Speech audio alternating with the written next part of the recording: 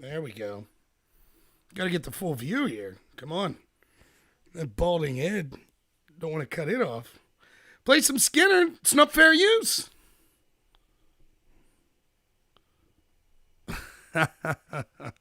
Yeah, I'd love to have some better music. Don't worry, it's on the way. I got some musically inclined friends that are going to help me. Welcome to the Normal America Show. I'm your host, Rob Noor. You get it? Yeah. It's going to be a fun day. I've been picking fights all night on blogs and things like that. And I figured, why not bring that here? So, this will be an angry show. It's going to be one topic. And it's probably going to make many of my regular viewers upset. I will say this at the outset. I will put an olive branch out to people. I will encourage if people want to disagree with me, we can have a discussion. I'm not insulting anyone for their beliefs or anything like that. And I hope that what you all get from my show above anything else is that I'm authentic. I'm not going to pull punches because I think that's what will get me more viewers or anything like that. Now, it's not going to be as bad as you think as I'm setting it up. I want to talk today about two things that I see that are conflating. The primary focus on this is the idea of crack the champagne bottle. Trump's got it in the bag. 48 states at least. He'll win the popular vote by 15 million votes. Don't be getting upset that the criminals haven't been brought to justice. Trust the plan. It's all going to work out. Rob, what are you doing getting upset, that Comey's walking free? What are you doing that Brennan and Clapper, what are you doing getting upset about this sentence of Roger Stone? Come on, trust the plan. We got this wrapped up. It's done. We might as well not even have the election. Trump's going to be president for another 4 years, no problem. Get the champagne. Nothing infuriates me more than this type of argument. And combined with that is the idea that'll play along in that, you'll see how I think it ties in, of Barr saying that he won't be bullied by anyone, which was then taken, regardless of what Barr's intention was taken by a bunch of Republicans in the Senate and elsewhere, and a bunch of Trump allies, and all these people saying, yeah, Trump needs to stop tweeting. He needs to stop tweeting about this stuff. Oh, I missed that Rudy video. I'll have to check it out. It's not that I realized Trump couldn't drain the swamp. He might not be able to. I don't know. We'll see. The jury's still out. I think he's trying, though. But I'm not so sure about Bill Barr. What happened was... So let me preface this. So why might this upset people? Trump is the new Jesus. Far from it. Why might my take upset people? Because I'm going to tell you right now that there are people that I've had this discussion with on this channel about the idea of, like, say, Q, and whether or not I follow Q. And I've had people tell me, oh, you're misinterpreting Q. It's just about doing your own research and stuff like that. I've had person after person after person tell me in the past couple days, trust the plan. Stop getting upset, Rob. Stop looking into this stuff, Rob. No need. Trump's got it wrapped up. Trust the plan. Trust Barr. Trust Christopher Wray. That's what I've been told by people. Now, I talked about this to people that are Q supporters. Let me real quick say what I've already said on my channel. I feel like I'm on a parallel path. I feel that the people that are supporting Q, I think it's done great things. I think it's encouraged people to investigate themselves. It's woken up tens of thousands of people. This is all good. It's all been to support Trump. But more importantly than just supporting Trump, the idea of supporting ending the corruption that we can all see that's in front of us. Support all of that. Where I find it problematic is I will always be my own person. I will never put faith in another human being that I could just sit back and relax and they're going to take care of everything. I will never do that.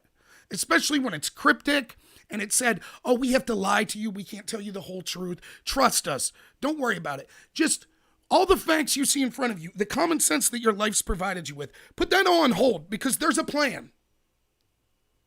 Now, if you follow Q and you say, Rob, that's not what I'm saying to you. Please keep researching. Please point out the corruption. Then I'm not talking about that type of mindset, right? That's not what I'm talking about. If you're following Q and you're like, it is an avenue for information, I think it's led me good places, I'm hopeful that it's right, that's perfectly healthy. But I don't think it's healthy to say, I trust this no matter what. One of the first things I said to Q supporters was, people call and ask me for money, that I said to Q supporters was, is there a point where you could say, oh, okay, the plan's off the rails? What would it take for you to finally say, maybe this wasn't some grand master plan? Maybe Q was someone who was working diligently, trying to get an outcome, but when they were prophetic, when they said, we guarantee this is the outcome, trust the plan, they didn't know what the results would be. What point would you be willing to say, uh-oh, I don't know for many people if there is a point. And it's not just Q people. It's other people that support Trump or support Barr. At what point do we get to where we say, you know what, maybe the swamp won't be drained? I don't know. If Trump loses in 2020? Because now what I'm seeing for Q people, this is what they've been telling me. Listen, we can't drain the swamp in one presidential term. Of course you couldn't. The swamp's so huge, you can't start charging people in the first presidential term. You can't do that. It's just not possible. So we have to wait until term 2. But what if Trump doesn't win term 2? Trust us, he will. Now, the bigger theme of today's show, it's not bashing Q and it's not even Barr, right? The bigger theme of today's show is that attitude. And I'm just using this Barr situation in my discussion with people that follow Q to get to that point where I was just at. Trust us, Trump's got it in the bag. Have you seen what's going on with the Democrats? They're imploding. Have you seen the Iowa caucus? Have you seen their candidates? Bernie, Bloomberg, Buttigieg, the 3 Bs? Have you seen it? Clearly, Trump's got it in the bag. If you have a pulse and paid any attention to 2016, how could you say that? Didn't you see Hillary supporters acting the exact same way we see Trump supporters acting today? The utter confidence. Oh, we're so assured that we're going to win. We're going to spend all of our time talking about, geez, when Trump loses, what kind of crazy stuff will him and his supporters say? They're going to say, oh, we don't trust the results of the election. They're going to say it wasn't a fair process. Those Trump supporters, Trump and his supporters. I mean, surely they're going to go back and read the articles. I was reading articles tonight just to freshen up for this video, or last night. Articles such as, hey, Trump could make it closer than you think. I mean, there's no chance he'll win, but he could make it close. That was the attitude the Hillary people had. Where did that get them? How'd that work out in the 2016 election? I mean, you had polling places saying 98% chance that Hillary wins. How'd that work out? So after seeing that, you know, I was telling my brother today, it's like, I watch these videos online of like boxing videos or UFC videos, and this one guy does a series, it's like when boxers are cocky and then they get knocked out, so they'll be like before the fight, like, I'm going to eat you and your family, I'm a god walking the earth, and then they get in the ring and get knocked out immediately. Like, that's what happened to Hillary and her supporters. Such hubris, such confidence from the entire establishment. They didn't care. In the bag. No problem. It was a pre-written conclusion for months. Hillary was going to ease the victory. It was just a matter of how much. Would she dominate in a laughable fashion? Or would Trump get a couple votes? You know, like Peter Strzok said, Hillary should win 1,000,000-0. That's how they felt. How'd that go? Pretty good for him, right? Bet they felt real good. Remember seeing those videos? Why? Screaming at the sky. Remember watching the Young Turks meltdown election night? All the mainstream media meltdown. You remember that? And there was some satisfaction, apart from Hillary losing, apart from a potential outsider like Trump that could out corruption winning. There was even more than that. There was a schadenfreude that these people so arrogant, so smug, so morally superior and confident in their own ability to win, that they just fell flat on their face. Even if you're not involved in politics and couldn't tell the first thing about Hillary or Trump, there was something in just a person to watch that that amount of arrogance fall so mightily. So what do the Republicans do? What do Trump supporters do? They saw that lesson. They saw that spectacular collapse. And they said, you know, Hillary's team was out there saying, oh, we got this in the bag. Look at it like a sports metaphor, right? You get the post-it note, the locker room material. Your opponent says, we're not even worried about our opponent this week. We're looking at the Patriots 3 weeks down the road. That's what my Steelers do, because Mike Tomlin's a genius. Jacksonville Jaguars, we'll stomp them. We're worried about the Patriots next week. Remember that? How'd that go for the Steelers? Jacksonville came to play, didn't they? For those of you who don't follow sports, Steelers lost. You got fired up. I got fired up. Trump supporters were fired up. Being called names, of being ignored, of being told we were losers, of being told we didn't have a chance. It drove enthusiasm through the roof. Meanwhile, Hillary supporters, what enthusiasm was necessary? One, there's no enthusiasm for Hillary Clinton. But second, we got it in the bag. I don't have to worry about talking to people trying to get them to vote. I don't have to worry about even going to vote myself. Hillary's going to win by 50 million votes. Who cares? And so, us Trump supporters, us people fighting the establishment, taught them a lesson about hubris, about arrogance, saying that you can't lose. That's what we taught them. Now, fast forward 3 years later. What are the same people? Not all of us, but many. What are they doing? Trump's got it in the bag. It's just a question of how much he'll win by. What will the crazy Democrats do when they lose? Oh, whoever they put up, they don't stand a chance. Trump will win 48 states. He'll win the popular vote by 5-10 million. No problem. Heck, we don't have to worry about locking criminals up now. Trump's got at least 4 more years to lock up Comey, Brennan, Clapper, Obama, Biden, etc. All the time in the world. No need to worry about it now. Who cares if we see the obvious crimes of James Comey and Brennan and Clapper lying to Congress be totally allowed to walk away scot-free while the attorney general that Trump appointed, Barr, that's supposedly draining the swamp, he recommends a prison sentence for Roger Stone for the same crime he lets those 3 walk free. Who cares? It's all in the bag. It's all in the bag, baby. Trust the plan. Everything's been decided. Crack your champagne, sit back, watch, start the gloating now. Sound familiar? Because to me it sounds just like Hillary and her supporters in 2016. And if you don't think that the establishment and the people that hate Trump aren't going to relish in your arrogance and your hubris, if you fall flat in your face and Trump loses, you got another thing coming. If you don't think the corruption won't be twice as bad, if you don't think that the backlash and the stealing of this country won't come twice as hard and twice as fast if he loses, you're not thinking this through clearly. Now, I'm not going to claim to be the most effective supporter of Trump or the most articulate. I'll claim most handsome, and this quarter says I have the best content online, but I'm trying. And I get told from people that know more than me, that think it's silly that I don't trust the plan, that think it's silly that I think Trump has a chance to lose, even has a chance to lose. They think it's silly. Settle down, Rom. No need to get upset. No need to put out videos about this corruption. Don't you worry about it. Barr's got it all under control. Don't you worry about it. Trump's a shoo-in. That's what people tell me. That's the communication I'm getting from people that watch my show. Or how about when I go out to Republican meetings in real life? In rural Pennsylvania here. 48 states. No problem. Trump's got this wrapped up. Plan the celebration now. No problem.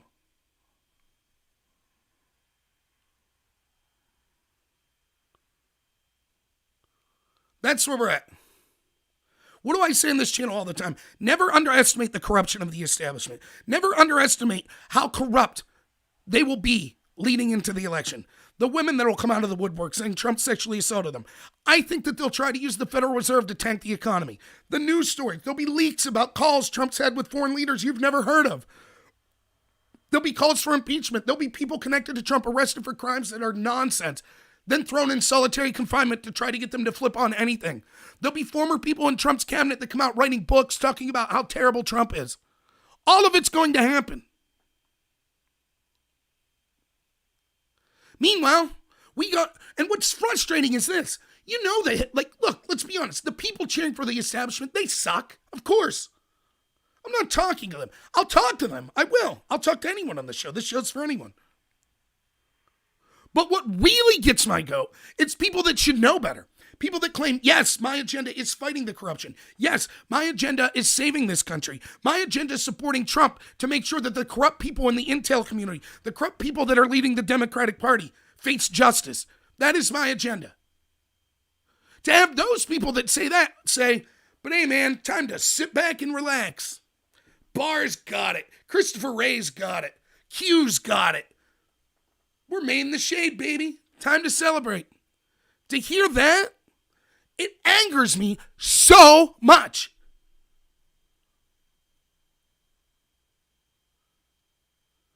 Now let's talk about specifically what's going on with Barr, right? So for those of you who don't know, Trump comes out with the obvious corrupt sentence of Roger Stone. Now let me be frank with you. Roger Stone lied. Roger Stone did. He lied to Congress. He did. He is guilty of the underlying crime of which he's accused. Now, he's not guilty of the underlying crime below that process crime. It was just a process crime. He lied to Congress. But he didn't collude with Russia. He didn't work with WikiLeaks. All that's garbage. But he lied to Congress. He did. He didn't have to. He should be held accountable. What did the guy Wolf, what was his name? Something Wolf. Maybe James Wolf. Remember, he was the guy that leaked details of the Russia investigation to the press. And he got convicted. He spent 2 months for lying about that to Congress. For leaking and lying. 2 months is what he spent. Maybe something like that. Maybe a year. Maybe 2 years. Get out in a year in good behavior. He didn't deserve to be drug out of a house with a bunch of FBI agents with AR-15s in the middle of the night while he was in his underwear, and the FBI was tipped off by CNN to film it all. Didn't deserve that. Didn't deserve to be bankrupted over the whole ordeal. But he should pay some penalty, some legal penalty. Fine with that. The 7 to 9 years was outrageous. The trial was outrageous. The judge was outrageous. The jury foreman was outrageous. All of it was a sham. The prosecutors, the 4 that have stepped down, outrageous. All biased, all corrupt. Milo Yiannopoulos was at the trial. He talked about it. Tucker Carlson's been talking about it. Mike Cernovich has been talking about it. No one cares. It is not debatable. It was corrupt.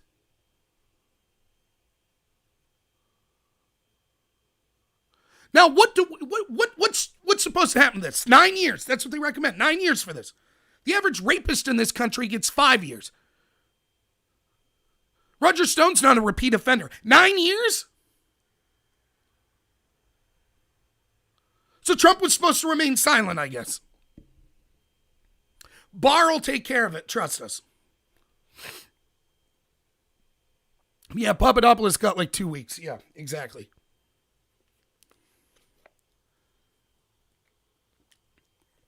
See you, John.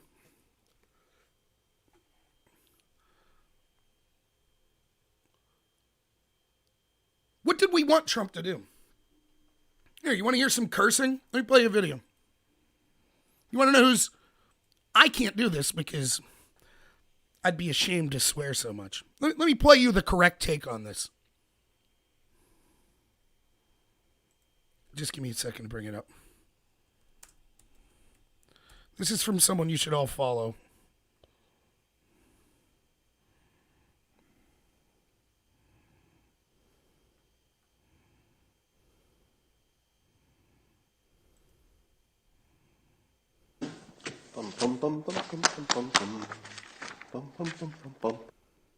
This is Scott Adams. He wrote Dilbert.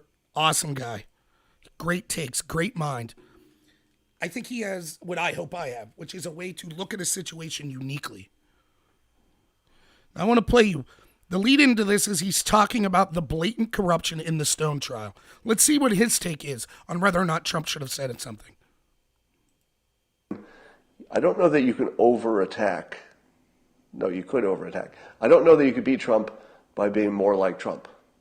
I fear she may have. All right. Let's talk about Bloomberg. Bloomberg, of course, has that stop and frisk problem, the black support problem. But worse than that, he's a terrible matchup for Wait, Trump. this is not right. If you were to take a blank piece of paper and say to yourself, all right, your exercise is to invent a candidate. All right, I screwed the pooch there. 1 second. I'll get it for you. Was that the wrong? I could have swore it was at 3330. Let me bring it up. Don't worry, I've saved it. By the way, I had a guest come over. That's why I'm a little slightly underprepared today. Plus, my brother's playing Nintendo Switch in the other room. I think you still are, aren't you? Yeah. So I was kind of talking to him a little. Let's see. Oh, crap. I should change this so you can't see potentially my conversation with someone.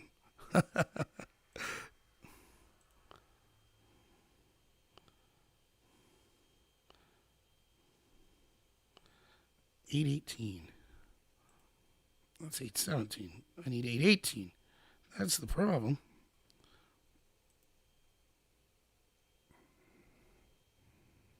There we go. All right. If there's still Now, I just want to give you a warning. the maximum sentence. If you're someone who doesn't like cursing, probably tune out for the next 5 minutes. All right. Here we go. Here's Scott Adams' take. Should Trump have tweeted about the Roger Stone trial? Let's see what he thinks. Under those conditions, do you want your president to stay, let's say, traditional? Traditional? Should he remain traditional and just say, it's traditional that a president not get involved with the justice system? I might, even if I had a problem with it, it's traditional. It might lack decorum. Should a president, depart from good decorum to weigh in on a justice case? Well, here's what I think. Fuck him. Fuck your decorum. Fuck your tradition. Fuck your this is the way presidents do it. Fuck everything. And fuck you if you disagree. This is a complete travesty of justice. It's obvious to all of us. Let's not pretend it's not fucking obvious. It's fucking obvious. I want my president to weigh in. I want my president to interfere with travesty of justice. Fuck your tradition. Fuck the way your president is supposed to act. Fuck everything you're going to say about this. Fuck every one of you if you disagree. Most of you agree, so I'm not talking to you. No fucking way should this president stay out of this. Now, I certainly want him to stay out of the legal system in general, of course. But this is not like every other case. This is obviously, publicly corrupt. Obviously and publicly corrupt.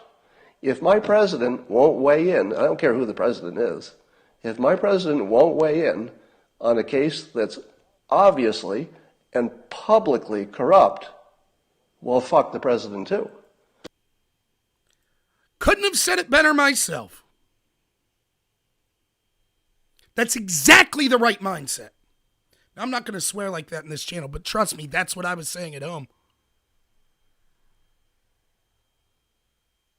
He's supposed to just shut up. What do you want the president of the United States to be? What's the idea? He's the head of the executive branch that's tasked with enforcing the laws. He sees the agency that works under him behave in such an openly, transparently corrupt manner. He appoints people that are supposed to be dealing with that corruption, but they haven't done anything, have they? Nothing. And then they have the nerve to call Trump out?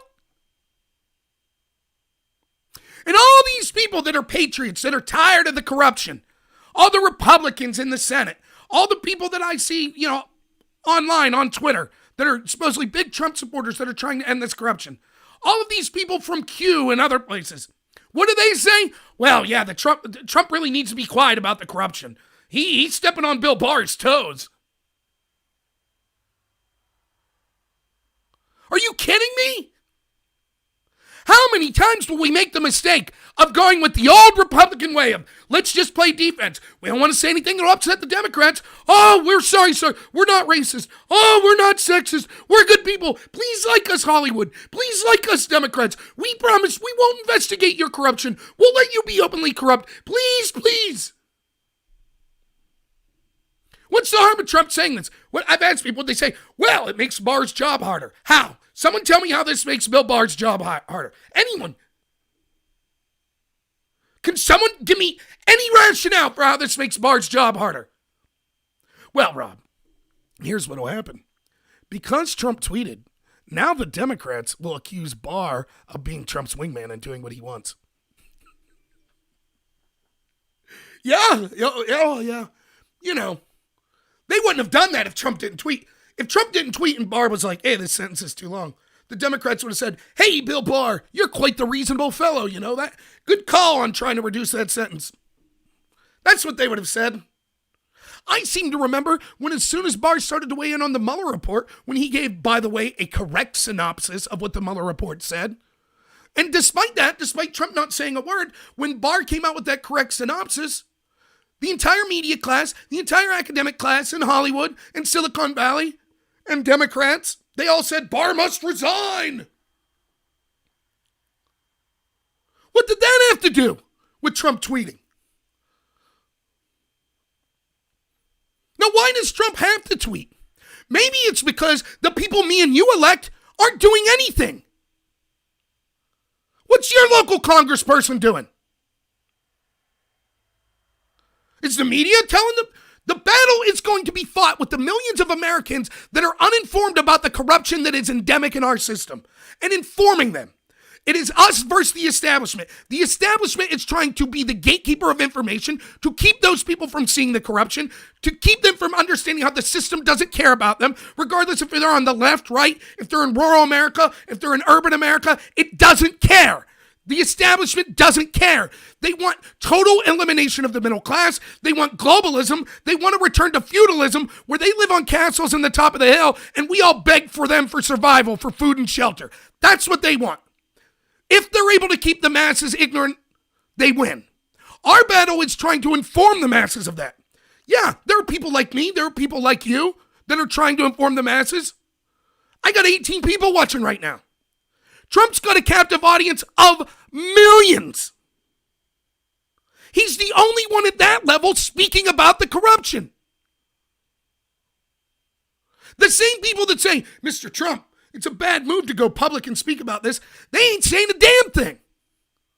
Trump wouldn't have to go speak if people like Lindsey Graham would just stop flapping his gums on Hannity's show once a week and actually do something. Subpoena the Bidens. Start the investigation. But they don't.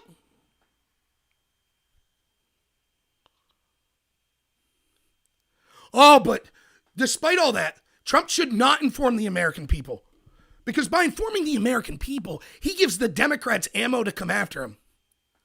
I told you the day of impeachment, and you knew this. You didn't need me to tell you this.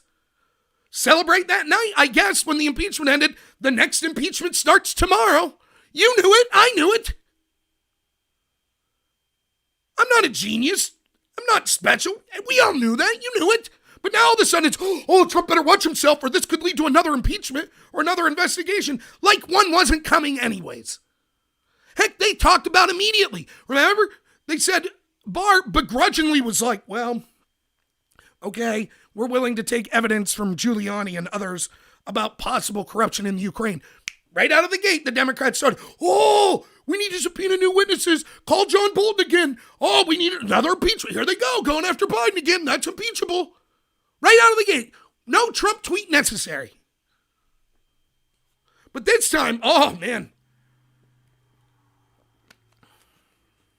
Sorry, Iron Crane, I'm back home. That's right, Tom. I know you're a congressperson. They are tweeting about Joaquin Phoenix. Anything about whole milk today?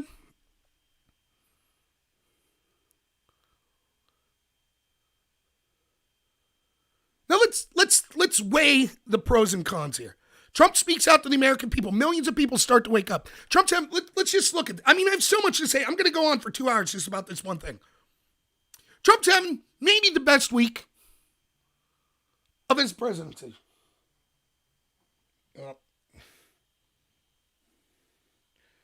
I can't answer, but I'm doing a live stream. Democrats imploding in Iowa. Impeachment farce blows up in their face. He comes out with a swagger. He calls it all BS. He starts forcing people like Vindman to be fired. 70-something people at the NSC gone. Then the Democrats, the establishment pushes back. 7 to 9 years on Stone. This was clearly a setup by them. The Mueller team, the prosecutors, they offered this 7 to 9 years. They knew what they were doing. They gave something so exorbitant that it would force Trump's hand. And that's exactly what happened. Okay, whatever. Give them their talking points. It's not proof that Trump's corrupt. It's proof that they're corrupt. But the Republicans are too cowardly to go on the offense and make that message. So Trump said something, as he should. He probably didn't talk to Barr, but Barr talked about reducing the sentence, as he should. And with all that momentum, what's Barr decide to do? I'm going to say something. Now, I know everyone says, oh, Barr's a great guy. He's the best. He wasn't telling Trump to be quiet. He was telling the media and the Democrats to be quiet. No. He was speaking to Trump also. Said, oh, when people talk about his job, it makes his job harder. And he won't be bullied by anyone. And just like that, now all the establishment Republicans and Senate, yes, you're right. Yes, Mr. Trump, please stop tweeting. Not just him. People I follow on Twitter that are supposedly like big-time Trump supporters, big-time fighting the swamp. They're saying, yeah, actually, Barr has a good point here. Yeah, Trump does need to be quiet about this. Makes sense.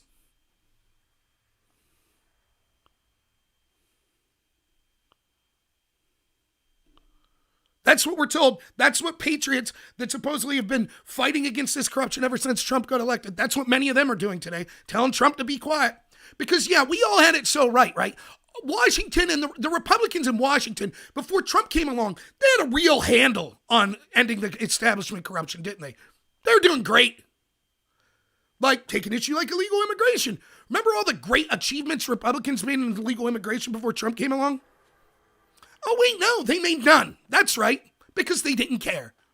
Or how about, charging corruption of people like James Comey, Brennan, Clapper, Hillary, Obama?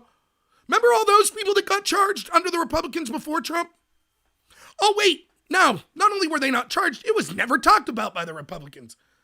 But the Republicans are constantly telling Trump, please stop talking about the corruption. Could you just shut up so we can maybe win this election? We don't want to talk about the corruption, though. That's what they're saying. That's their argument right now.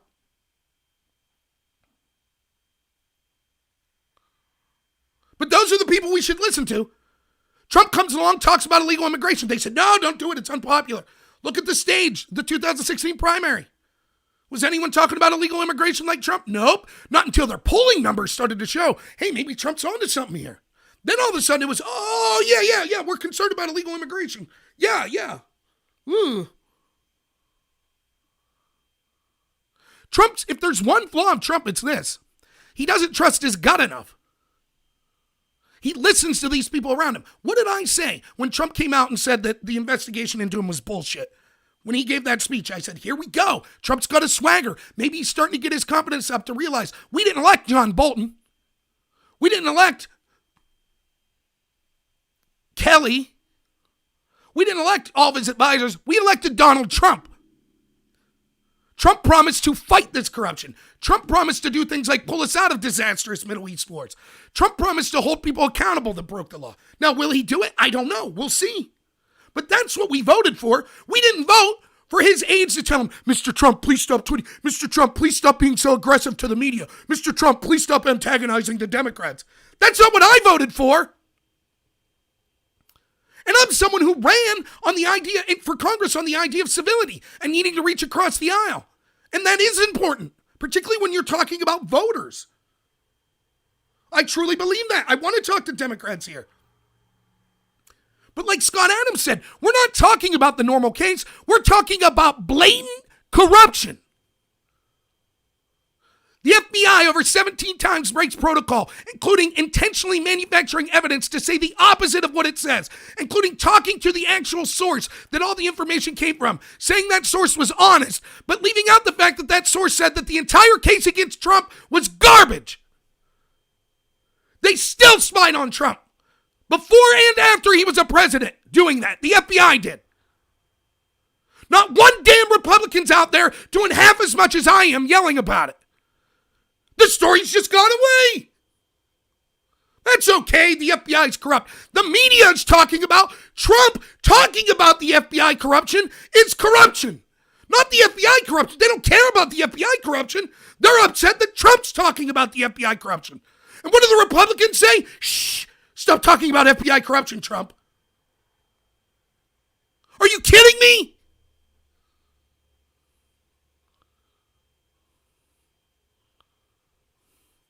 I disagree, 223 DMR. Yeah, the Second Amendment's important, so is the First Amendment. No issue matters except the corruption, period. None of it. You could go out and you could get 500 million people from this country and others to march on Washington for the Second Amendment. And if there are corrupt people that are pulling the strings behind the scene, your voice does not matter. At all. What's your issue? Climate change? Pro-life? Left or right, it doesn't matter. You better hope that James Comey and the boys agree with your issue. Otherwise, it ain't getting done. Period. Illegal immigration? Who cares? The CIA doesn't care. The FBI doesn't care. The people pulled the strings in Washington don't care.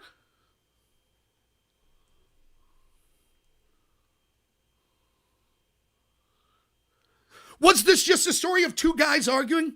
No, it's more than that. Yes, on the face, that's what it is. But beneath it, when you look at it, here's the question that arises. What the hell has Barr done? What has he done? What has anyone in the DOJ done? What has any Trump ally done? You want to hear some good people? Hey, Trump, just shut up, right? I'm told, just shut up, Trump. Leave everyone else handle the corruption. Leave them inform the American people about the corruption. Well, I remember one guy that tried to. His name was Devin Nunes. He's a hero. He correctly and on point and forcibly went in front of the American people day after day and told them about this corruption. He fought it tooth and nail. And what did the Republican-controlled Congress do? They filed an ethics investigation into him. Not the Democrats. The Democrats didn't control Congress. It was the Republicans. That's where they were. The same inept fools that couldn't properly defend Trump in the impeachment hearing. That I was sitting here day after day screaming, why aren't the Republicans saying these things that I'm saying? I'm not someone with secret information. I'm reading from the damn transcripts. But they couldn't do it. Now put yourself in Trump's point of view. Your entire life has been turned upside down. Your family's lives have been turned upside down. You've been called a rapist. You've been called a Nazi. You've been called a stooge of Putin. You've been called a racist. You've been called a bigot. You've been called a sexist. You've been said that you hate mentally challenged people.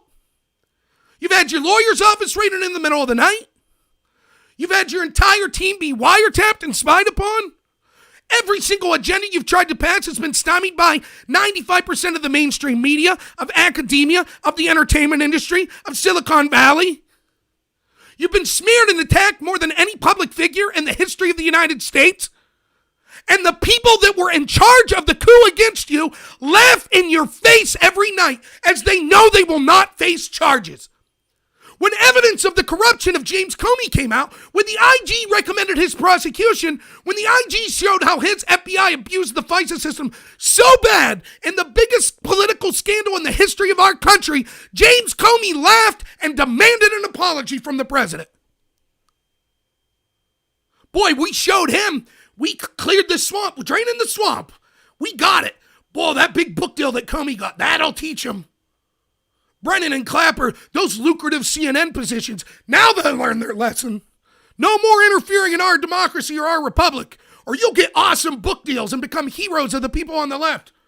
Woo, we did it.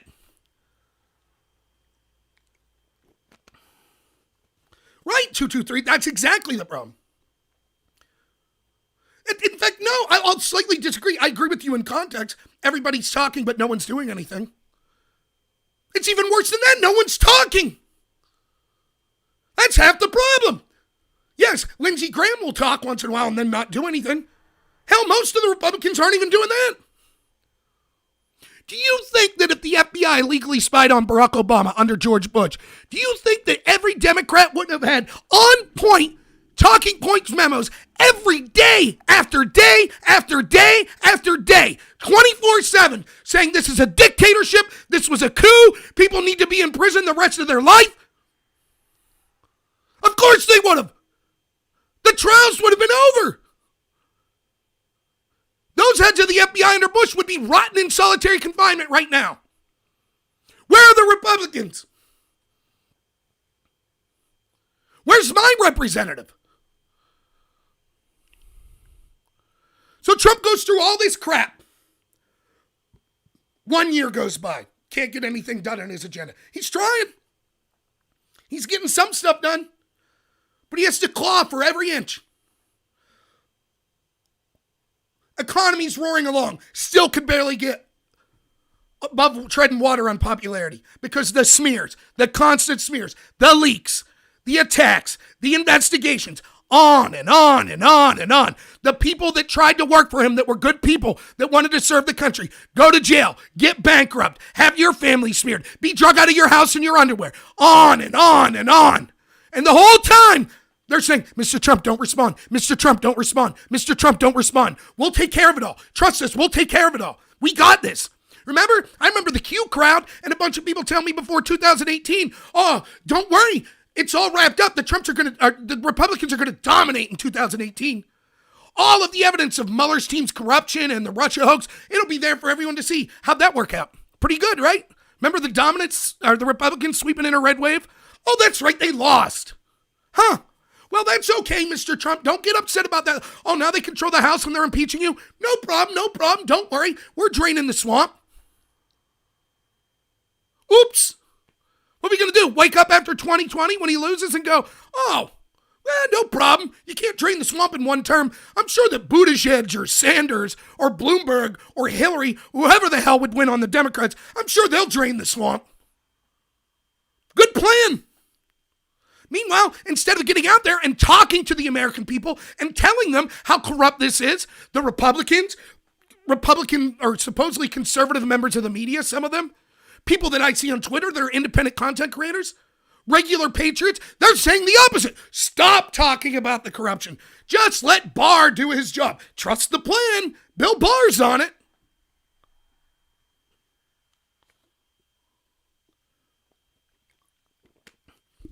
That's where we're at. That's it. Let's talk about Bill Barr. Now, I've seen video after video about his connections to the CIA, about corruption scandals when he was formerly in his positions. I'm not going to touch any of that. None of it. I don't need to. See, here's the thing. There are deeper levels to look at all this. You can go Alex Jones deep if you want. You can talk about Luciferians. You can talk about space vampires, sucking souls, right? I don't do that. That's not my specialty. I'm not saying that stuff's wrong. It's not my specialty. I look at the facts I can see on the face level that I can explain to normal, everyday Americans, and I use my common sense to interpret them. That's it. I'm not a genius. Let's look at the facts of what we know about Bill Barr. I know that Jeffrey Epstein didn't kill himself. I know that the system didn't allow a man who supposedly tried to kill himself, but then the tape mysteriously disappeared of him trying to kill himself, was then taken off of suicide watch, was placed in a cell where he supposedly made a noose that didn't match his ligature marks, where 2 guards fell asleep, where the cameras outside the cell both malfunctioned at the same time. I know that's garbage. And I know that people thought that he was going to be murdered before he even went to prison because we know for a fact that he was connected to powerful people. Am I saying the Clintons did it? Am I saying this person or that person? I have no idea. I'm not speaking to that. I'm not even saying if the person was politically motivated that maybe had him killed, but the guy didn't kill himself. It is outrageous. It is an insult to anyone's intelligence to say the guards fell asleep at the same time that the cameras malfunctioned, at the same time that the tape from the previous suicide attempt malfunctioned, blah, blah, blah, blah, blah. Garbage. You know it and I know it. You know who doesn't know it? Bill Barr. Oh no, he killed himself. Let's nip that in the bud. No need to investigate who would knock off probably the most important prisoner in the past 100 years in federal custody. Just like the FBI previously, when they had him and they gave him a slap on the wrist and then sealed the document so no one could see who all he was connected to. But trust Barr. It must all be it's a big trap. He's setting the trap with the Epstein thing. Okay, fair enough. I know that the Inspector General filed a report on the actions of James Comey, and in those actions, he found that James Comey should be referred to for criminal prosecution for illegally leaking classified information to his friends for the purpose of disseminating it to the press. I know that as a matter of record by an objective Inspector General that was requested by the Democrats. He referred James Comey for criminal prosecution. Barr declined. Can anyone give me a reason? Oh, well, see, here's the deal, Rob. Unlike every other investigation in the history of the world, sans the Hillary investigation, this time, because the deep state's so nefarious and dark and mysterious and magical, see, instead of doing what you would normally do and charge people with the blatant low-level crimes that you could prove without a shadow of a doubt that they did, this time, charging them with those crimes would be a bad idea. And instead, we have to find the smoking gun that they are eating the souls of children or something like that before we can move to press any charges. Yep, makes sense. For the first time in history, we do the investigation backwards. We wait until we have smoking gun proof of the most heinous crime and then say, then we'll use that to help prosecute on the leaking classified information crime. Genius. Funny. You know who knows about how to take down, using the legal system, people they don't want? The establishment, the Democrats, the FBI. They seem to have the exact opposite opinion, didn't they? They went after everyone connected to Trump for any possible crime that they could possibly find. Then they tried to give him the harshest penalty possible in the hopes that they would flip and be able to get Trump on some bigger crime. But somehow, Barr knows better than the rest of the FBI. He knows the real way to do it is to allow people to get away with blatant crimes. How about McCabe? Was McCabe tried?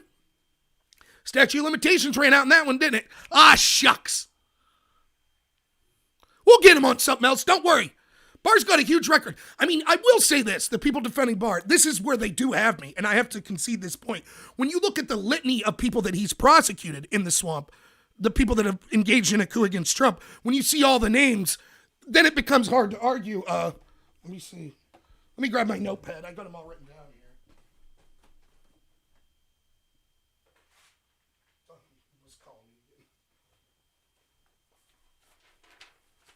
Okay.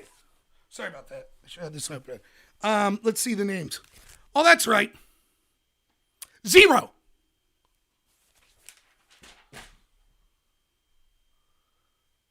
Not one. Let's take one person. Let's make it real simple. I don't know. How about James Clapper? There's a good person.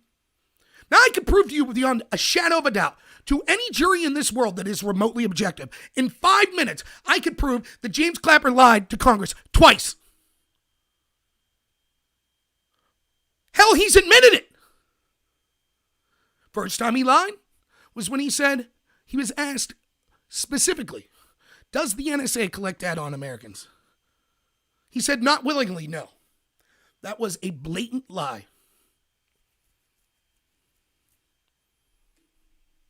Might as well bring up the article, huh? I won't be able to find it. I don't care. The article I was reading, it was unbelievable. It's one of the most unbelievable things. He said, at the end of it, he goes, well, okay, when I was told that, does the NSA spy on Americans? And he said, no, not willingly. He said, that's like being asked, how long have you beat your wife? It's not like that. You want to know the most obvious reason? One was a yes-no question. The other was the answer is yes, and it's just how long question. So it's not like that at all. It would be more like, do you beat your wife? In which you would say, no. But even using Clapper's analogy, you want to know what the problem is? If we correctly use the analogy, and I said, how long have you beat your wife? Clapper's answer would have been, I still do! Because the NSA was spying on Americans. But that's okay. The Democrats didn't care. The Republicans didn't care. Clapper didn't care. Sessions didn't care. Barr didn't care. Statute of limitations ran out on that one. No problem. Brennan lied to the FBI. We just saw Bill Barr say, I'm recommended 3 to 4 years for Roger Stone for lying to Congress. Has no problem with Brennan lying. Doesn't recommend any sentence for Brennan. That lie's blatant. We all know it. Clapper is admitted to it. Second lie. And this one's still within the statute of limitations. An article from 2018. Let's see if I can find this.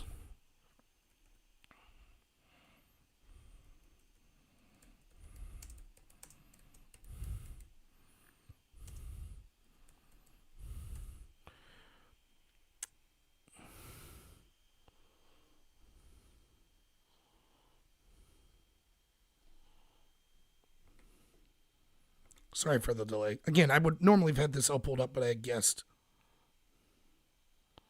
Federalist. Just read some of this for you. What's the date in this? April 27th, 2018. Declassified congressional report. Clapper lied about dossier leaks to CNN. Buried within a newly declassified congressional report on Russian meddling in 2016 elections is a shocking revelation. Former DNI James Clapper not only leaked information about the infamous Steele dossier to high-level government briefings about it to CNN, he also may have lied to Congress about the matter. In one of the findings within the 253-page report, the House Intelligence Committee wrote that Clapper leaked details of the dossier briefing given to the President-elect Donald Trump to CNN's Jake Tapper, lied to Congress about the leak, and was rewarded with a CNN contract a few months later. Quote, Clapper flatly denied discussing the dossier compiled by Steele or any other intelligence related to the Russian hacking in 2016 with the journalists, the committee found. When asked directly whether he'd ever discussed the dossier with any journalist, Clapper replied that he had not, according to the transcript. This is the transcript. Mr. Rooney asked, quote, did you discuss the dossier or any other intelligence related to Russia hacking of the 2016 election with journalists? Now this is Clapper's response, under oath, to Congress. Mr. Clapper says, no. Not, well, some of it. Well, not to a few people, or not, well, I did to a few people. He said, no. Did you discuss the dossier with the journalists? No. Moving on, the former DNI later changed his story after he was confronted specifically about his communications with Jake Tapper. Clapper subsequently acknowledged discussing the dossier with CNN journalist Jake Tapper and admitted he might have spoken with other journalists about the topic. What the Democrats think of this? Right? They think Roger Stone needs 9 years for lying to Congress. So surely the Democrats were infuriated about Clapper. That's it. That's blatant. I just proved the case to you. He lied to Congress. Here's the Democrats. You ready? In their coordinated response to the full Intelligence Committee's finding, committee Democrats defended Clapper, claiming that he broke no laws while acknowledging that he did leak information about the dossier to CNN's Jake Tapper. Quote, evaluated in context, Clapper denied leaking classified information, while acknowledging that, as DNI, he engaged in legitimate discussion of unclassified non-intelligence information with Tapper.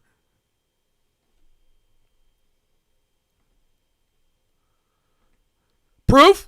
This guy lied to Congress. Clapper, former head of the DNI. What's up, Brian? Good to see you, man. What's the Democrat response? Oh, no problem. No problem. Lying to Congress. No problem. I mean, come on. It's not a big deal. 9 years for Roger Stone.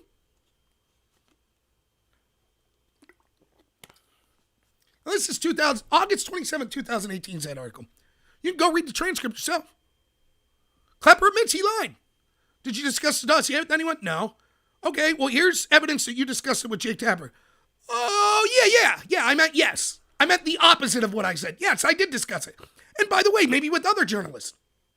That's a lie. That's lying to Congress. Now, Bill Barr is draining the swamp, right?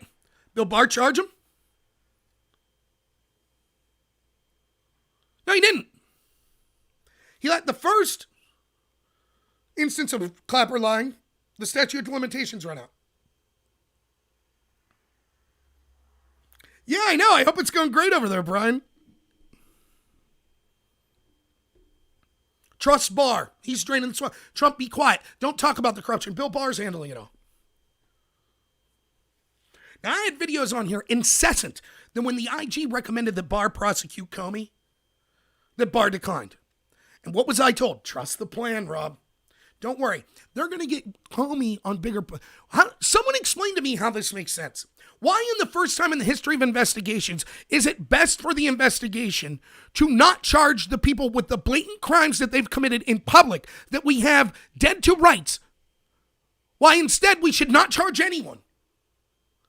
Someone give me the rationale. Let me play devil's advocate and give the argument that I've heard. Well, here's the thing, right? See if you can find the problem in what I'm about to say here. Okay. It takes time to take on the deep state. And if we were to charge people like Brennan and Clapper and Comey for these obvious crimes that we see they committed, the problem would be that would tip off Obama and Hillary and all the other criminals. It would tip them off if we went after Clapper, right? That would tip them off. And so instead, Barr's pretending like he's fighting with Trump and he's pretending like he's not going to charge anyone when really behind the scenes, we all know, us internet people, we all know secretly behind the scenes, Barr's gearing up. He's about to set the big trap and get them all. You want to know the most fundamental and easily identifiable problem with this theory? Who in their right mind thinks that me or a bunch of people on a Q thread or a bunch of people here or a bunch of other people on the internet, who thinks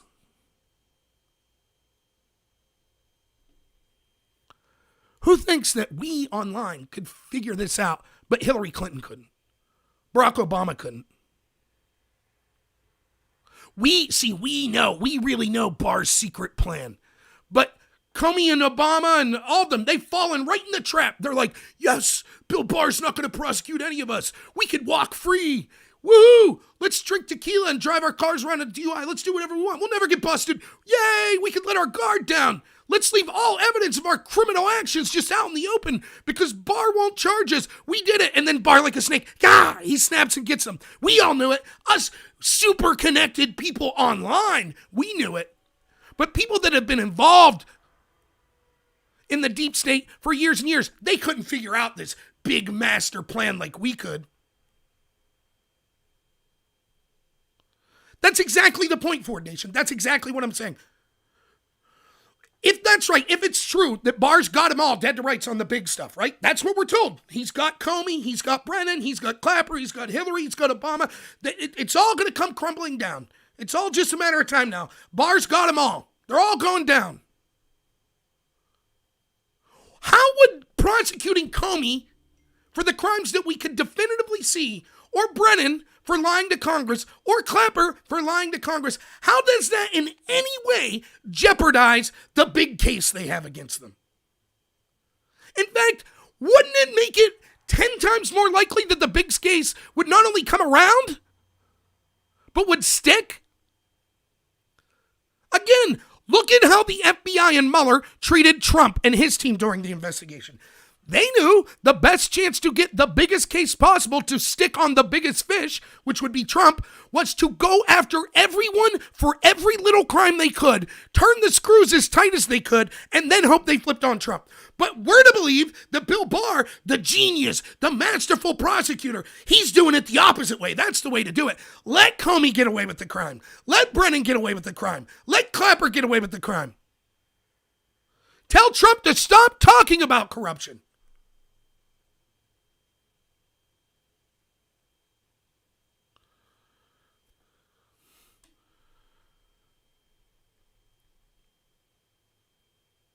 Think of this, right?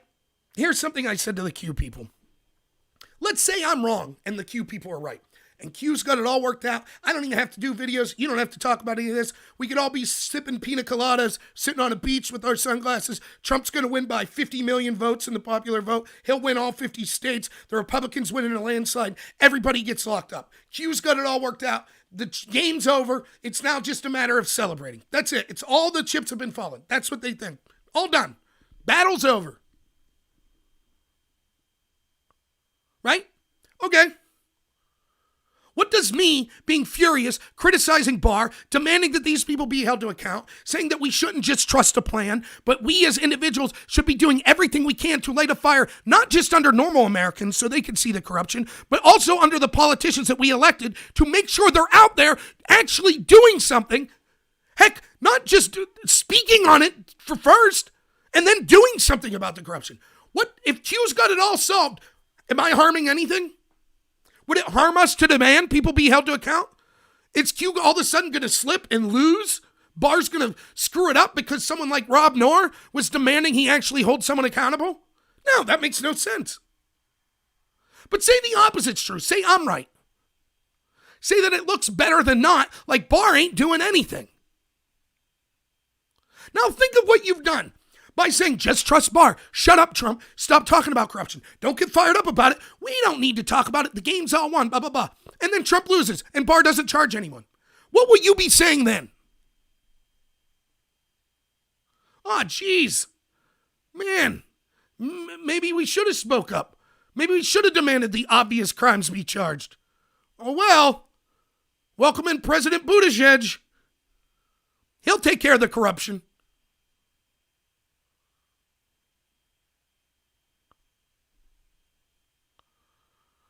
It's a dangerous mentality. I challenge anyone. I don't care who it is. It could be the most in-depth Q researcher. It could be someone from the mainstream media. It could be Trump's own defense lawyers. Anyone. It could be Bill Barr himself. You come on here and answer me one question. Why is Clapper free right now? Why is Bill Barr recommended 3 years for Roger Stone for lying to Congress? And recommending not even charging a case against Clapper. I just showed you he lied. He admits he lied. It's not up for debate. It's not me spinning a story. It is open and shut. He lied to Congress. Barr's not even saying, well, okay, it was a lie. We'll charge it, but maybe only suggest a month because I think Roger Stone's lie was worse. He's not even saying that. He's just refusing to charge Brennan. Or I'm sorry, Clapper. Brennan lied too. I can bring up that article. Brennan said that the dossier wasn't used in the intelligence community assessment. That was a lie. He testified in front of Congress. But it's not a surprise because Brennan also went publicly over and over in 2014 and said that the Senate was not being spied on by the intelligence apparatus. That also was a lie. Yet Brennan's on cable television every night, or on Twitter, telling you how Trump's tyrannical. Oh my God, it's a tyranny. It's a dictatorship.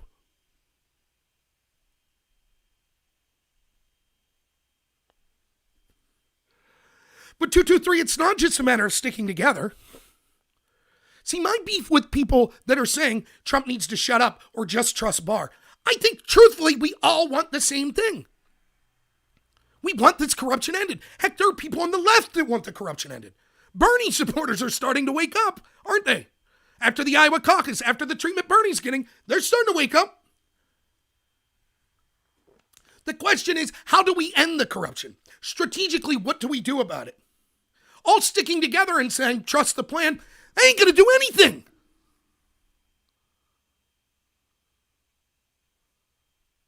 That's what my congressperson's doing right now. You want to know what they're doing? Here's the average idea of the Republican in the House of Representatives right now. Oh man, I really need to be reelected. I don't want to go out on a limb too far to defend Trump, but I also don't want to criticize Trump. I'm going to try to just be as quiet as possible. I'll vote how I need to against impeachment and stuff like that, but otherwise I'll just talk about other issues and hope that this flies by so I could get reelected smoothly. That sounds great. That sounds like a group of people hell-bent on ending corruption, doesn't it?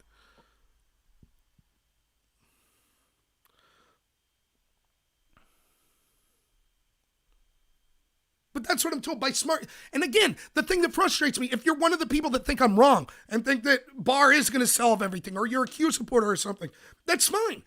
We agree. We're on the same side. That's where my frustration is. It'd be like if we're both on the same football team and we're up 21 points.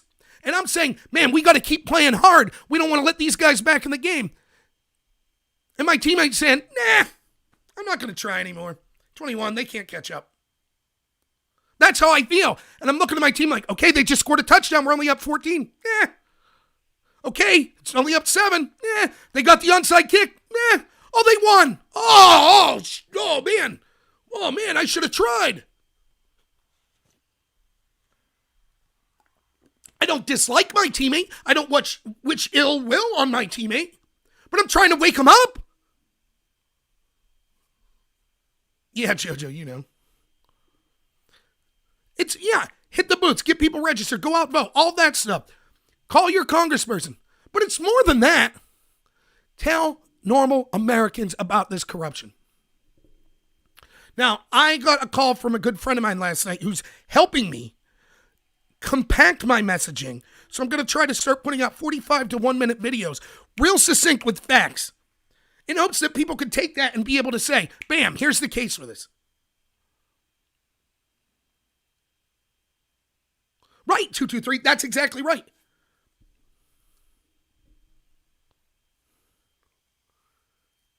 Right, and I agree with that, Alan Spence.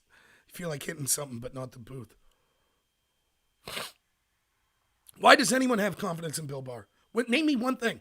Oh, you want to see? You want to see how ridiculous? You want to see why I'm so mad?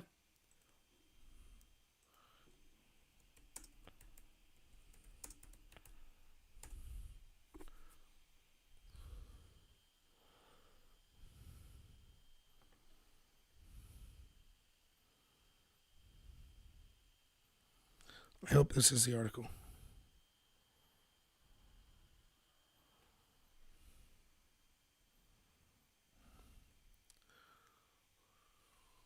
Kimberly Strassel is top 5 journalists we have out there. I put John Solomon number 1, Sarah Carter, Greg Jarrett. There's good ones. There's good ones out there. They're rare, but they're there. Kim Strassel's right up there. And despite me being upset about this Strassel article, I still respect her a lot and think she does a far better job than I could. I want to read you my criticism of the people defending Trump, of the people that want this corruption out. Not just online people, not just Q supporters, actual people, patriots like Strassel, or whatever you want to call it, real journalists that have been calling out this corruption. Let me show you how far the Trump supporters fallen.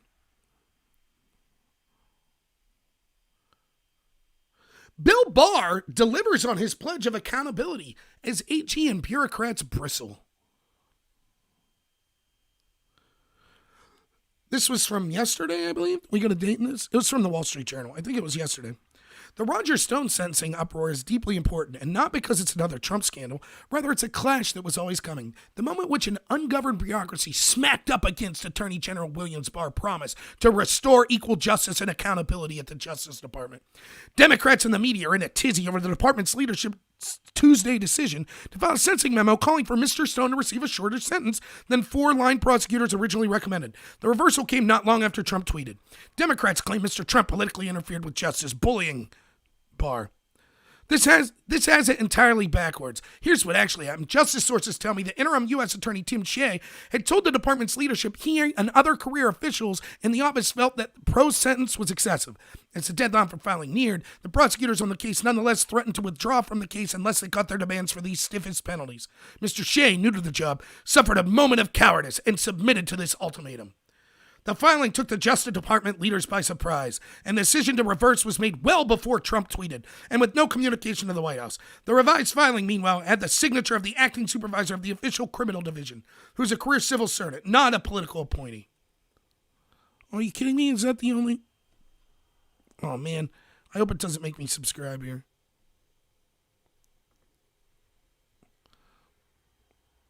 Ah! That's infuriating. It's going to make me subscribe. Well, I guess you're just going to take my word for it. Did you see what she said at the top? The entire article is this. Barr promised to fight the deep state. He promised to bring accountability, and he did it. Those deep state goons are running now. You know what he did? He recommended that Roger Stone receive 3 to 4 years instead of 7 to 9. Boom!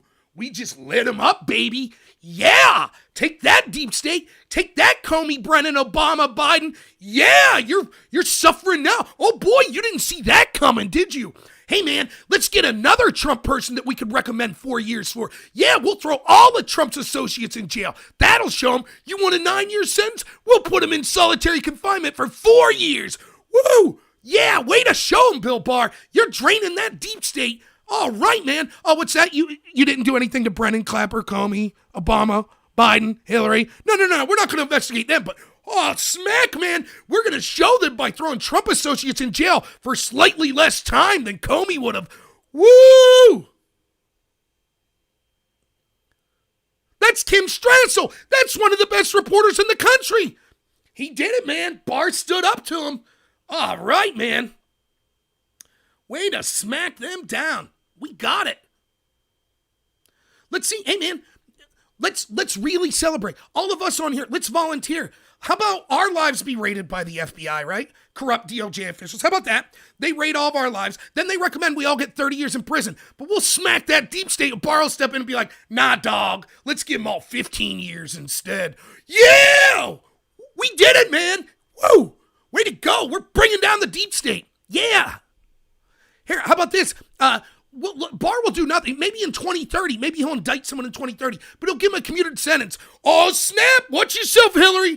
2030. Maybe we'll just give you the presidency for 8 years. That'll show you.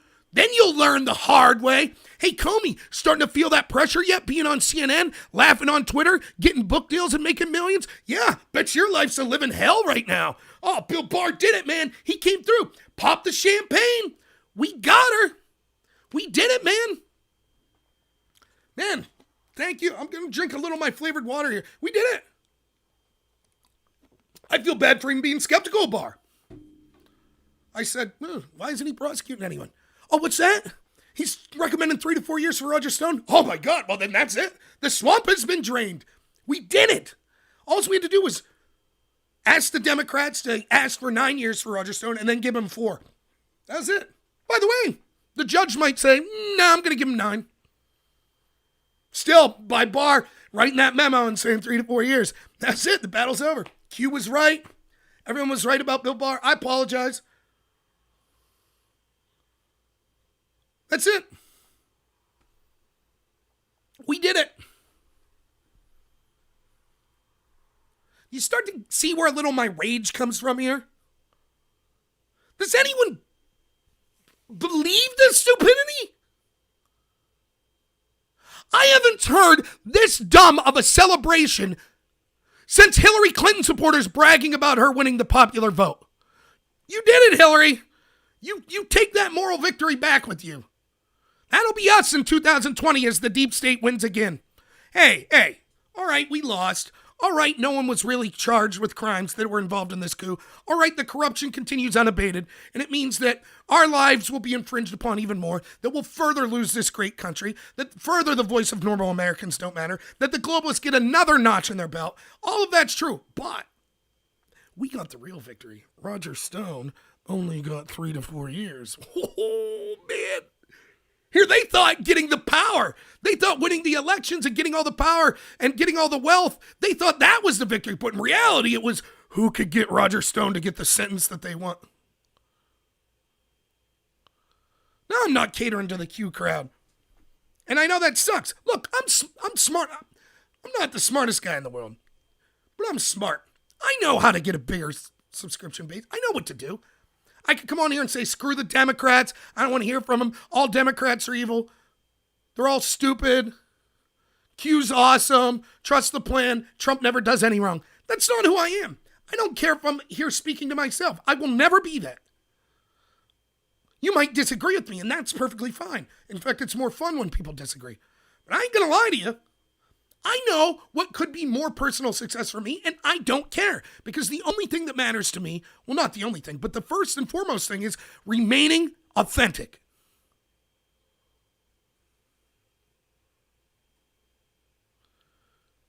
I'm doing good, 8-foot Iceman. My head's about to explode, but other than that. What has Barr done? The Epstein stuff, does that give you confidence in Barr? And I'm just giving empty platitudes. Like, there's two camps. There's like the establishment Republican camp, the Ben Shapiro's of the world, that was tweeting, "Great job, Mr. Barr. Way to finally tell Trump to shut up about this." Yep, because you were so great. Largest conservative podcast on the web, Ben Shapiro. You were fantastic at outlining this corruption to your huge audience so they could see how corrupt the FBI, the intel agents, the DNC, and others were. Oh, wait, what's that? No, the exact opposite. You made excuses for it the whole time. So you won't say anything. The mainstream media doesn't say anything, but Trump's supposed to keep his mouth shut. Just leave investigations on my empty list. Later, maybe. I threw it. Now I'd have to go get it. Trump needs to just shut up and be investigated for 4 years and then have the American people hate him because he never defended himself and no one ever defended him. And then when he loses, he could gracefully bow out and then he could say, "By the way, I got railroaded." That's what Ben Shapiro wants. That's what the establishment Republican class wants. Then they could put Jeb Bush or Marco Rubio up for election. Maybe Mitt Romney again. Why not?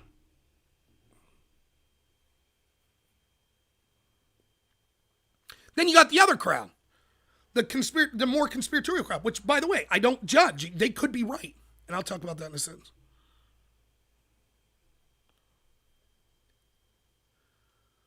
Oh, Barr's, and that crowd, the Ben Shapiro says, Barr's a career politician. He's a great man. He's got a reputation for being great. He'll do great things. That's that. It'll all get solved. Trust him. Then you got the other crowd, the conspiracy crowd. They say, look, Barr's faking. Barr's just faking. Because, see, a bunch of people like me and you online, we know more than Obama. We know more than Hillary Clinton. We know more than Comey and Brennan. See, they all think Comey and Brennan and Clapper, they all secretly think Barr's not going to do anything. But in reality, we know better. We're connected to Barr. We personally have a connection to him. Right? And so we know that he's just faking not throwing anyone in jail. That way later he can. Yeah, we know we said that in 2018 about Sessions, and we said, trust us, Sessions is going to bring the boot down, trust us, the Russia collusion hoax will be outed all before the 2018 election, it'll lead to a Republican landslide, and we were wrong about that, but that was all part of the plan. Sometimes we have to be lied to. That's literally what people say. That Q's admitted he has to lie to us. He had to lie to us about 2018 for the greater good. But trust him this time, Trump's guaranteed to win in 2020.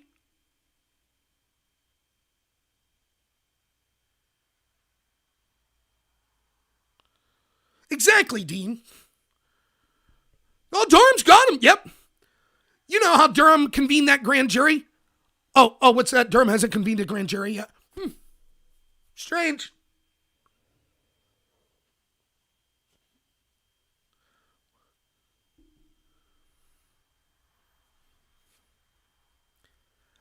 I wrote on October 23rd, 2017. I said, if the FBI used unverified political opposition research in order to spy on a presidential campaign, it was the biggest political scandal in the history of our country. Not only is that proven to be true, but it is 10 times worse than even that. They manufactured evidence. They intentionally withheld information. They continued the spying on Trump before and after he was president. They sent actual physical spies in. It looks quite likely that they set George Papadopoulos up from the beginning because Joseph Mifsud was probably Western intelligence. A corrupt fiction that George Orwell would have been proud to write. Government corruption of the highest order. In your face. You, the American person, normal American, click away. You can see the evidence. Not people like me, not from some blowhard like me. Not from someone like Hannity or Rush Limbaugh. You can see the evidence. You can see the documents. You can see the transcripts. You can see the testimony. It's all there. It doesn't need spin. The IG outlined it quite nicely for you. No one disagrees. No one says that the IG was wrong. No one. They just say, we don't give a shit. We don't care. Don't care at all. When I'm talking about this in 2017, Democrats, left-wing people, they're saying, no way. There is no way the FBI would do this. I know they wouldn't do it because it's so corrupt at face value. There's no way they would do that. I had right-wing people saying, oh my God, if that happened, this is unbelievable. People's heads will explode. Now fast forward 3 years. 2.5, I guess. We know it's all true. It's all out in the open, and no one cares. Here's me, some fat guy screaming about it on YouTube. Where's my representative? Where's Trump's defense team? Where's Bill Barr? What Chris Wray say when it was brought up the other day? Well, I can assure you, we're getting to the bottom of this. All the people that were involved in those FBI shenanigans that were outlined in the IG report, don't worry, we have an internal review coming up for them. They're going to get quite the memo from the HR department, trust me. That'll show them. The most powerful investigative and intelligence agency in the history of the world was used by Barack Obama and by the establishment to spy on a potential political outsider. Instead of two bumbling fools, imagine if Nixon had used the entire weight of the intel community to go after his opponent. That's of a magnitude more, so much more, that it defies description. Exponentially more serious. 10,000 times, 100,000 times more serious than two bumbling fools. 1,000,000 times more serious. Two bumbling fools didn't have the authority to bankrupt you, to spy on you, to ruin your life, to throw you in jail the rest of your life, to drag you out of your house in your underwear in the middle of the night while your wife watches and CNN's tipped off to film it.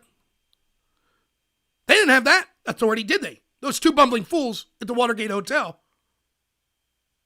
We still talk about Watergate like, oh my God, this could be potentially bigger than Watergate, Trump's impeachment. It could be potentially bigger than Watergate. While a scandal, this is like looking and saying, oh man, this fight that's occurring right in front of us, it could be the biggest fight since, Jimmy and Tommy fought in the schoolyard. We better pay attention to this potential fight coming up. Meanwhile, there's a genocide behind you. Oh, yeah, that mass murder over there? Well, I mean, these two kids are about to fight. That's a big deal here. The murder? Yeah.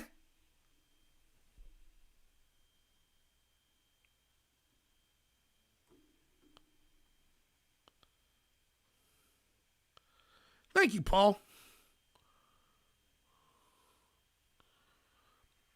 Normally my voice is maybe a little better. I'm still fighting a cold here. My friend Tom did kick ass in his fight against Jimmy. Now, Tom, who will be on the show here at some point in the near future, Tom's a Democrat, right? And maybe corruption's not as big a deal, but he understands at least we have a massive problem with normal Americans' voices not being heard. That's all I'm trying to say. Right. Okay, 223. So I get your point, right? And this becomes a confusion. He says, I see why you're mad, Robert, but that's the problem. Everybody's talking about it and nobody's doing anything about it. I disagree. I disagree with the initial premise. Not everybody's talking about it. In fact, it would be more accurate and closer to say nobody's talking about it. No one. Who? Me and you? Some random online people? The 30 of us in here? Yeah, we're talking about it. Lindsey Graham says a word or two here or there. Limbaugh, Hannity, sometimes Tucker Carlson, and that's it. 99.9% of the country is not talking about it. They're talking about whatever garbage the left wants to say, the Democrats want to say. All impeachment, nope, they're all talking about that. Because Republicans are constantly on the defensive. They have ceded control of the public institutions that control our culture and the public narrative. The mainstream media, academia, the entertainment industry, Silicon Valley, they've ceded control to that. So the very first step, I agree, action's necessary. But the very first step is talking about it. We win the war through information. This is a debate I was having with people the other day. It's not about storming Capitol buildings with guns. It's not about any of that crap. Here's what the battle will be between the establishment and those of us not in the establishment. The establishment is so repugnant and so against the interest of everyday normal Americans that the only way they can succeed is to control the flow of information to make sure the majority of Americans remain ignorant of the corruption. Us, on the other side, our goal is to inform those millions of Americans of the corruption that's occurring. That's the entire battle. Every other issue, First Amendment, Second Amendment, all this stuff, it will all fall into place when the mass and the vast majority of Americans that are in the middle, when they are decided. That's when things will get decided. That's why the spread of information is so important. Then it will force the people in Congress, it will force the Justice Department to start charging the corrupt if there's enough of a public outcry. But I get what you're saying, 223. Words aren't enough. Clearly not. But that's the best we could do. Run for office. Do the actions and stuff. That's what I'm trying to do.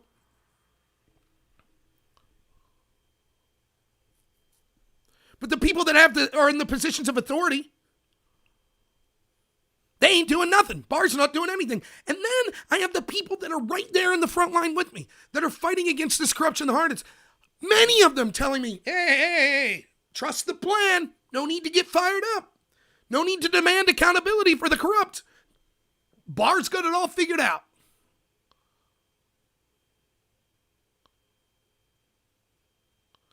Right, Tom, and it is something I'm guilty of. I talk often of the Democrats.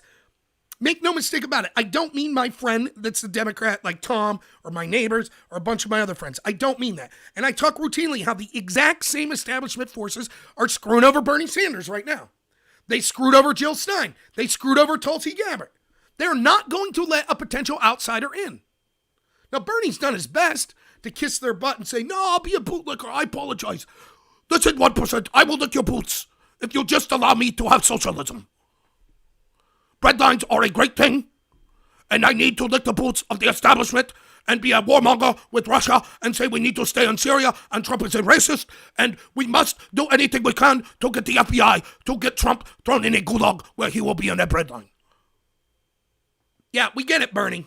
Got it. But they're still screwing him over.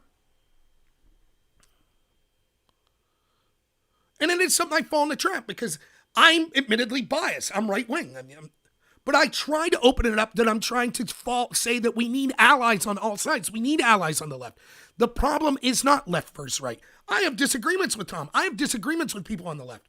But I trust that Tom's a good person who cares about the same things I care about, making this country great. We have disagreements on how to get there. That's fine. I would love for our politics to be that debate, but we can't even get to that level. Because there's a wave of corruption that doesn't care about normal Americans at all. So the policy discussion becomes irrelevant. Because if they don't like your policy, it won't get done. Because they run the show and your voice doesn't matter.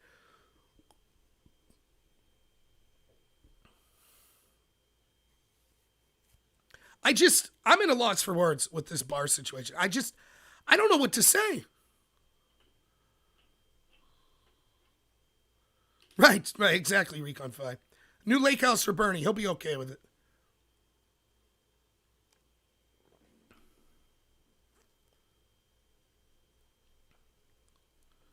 On a bigger scale of the getting beyond Barr. Why isn't Clapper... Just real quick to go back. Has anyone came up with a reason why Clapper's not in jail that wasn't at least charged? That makes any sense whatsoever? Anyone? How could you see that and say, well, I got faith that things will work out? How could you see it? How could you blame? How does Bill Barr have the nerve, the chutzpah, to even suggest on national television he needs to be left alone to do his job? That maybe somehow imply in even the smallest way that Trump needs to be quiet and not complain about the massive ill treatment he's gotten. How does he have the nerve? How about this, Bill Barr? Why don't you stop doing interviews and do your effing job and lock these people up? Then you can complain about Trump.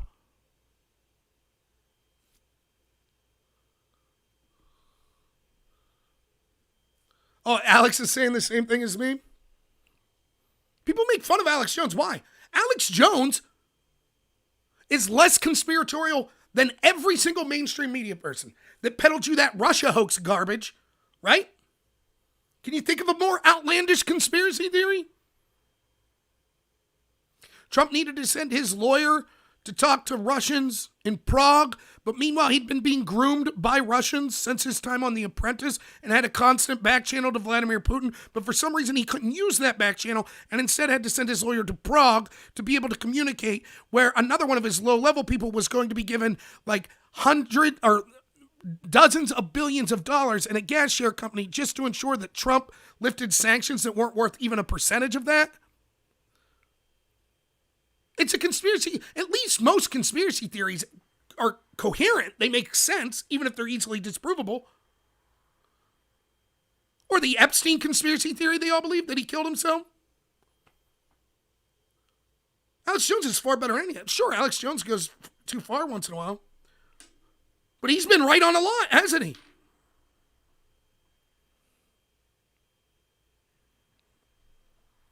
All right, and Mark, you're making a good point too, which is kind of like I believe, I'm going to try to summarize your thoughts and tell me if I'm wrong.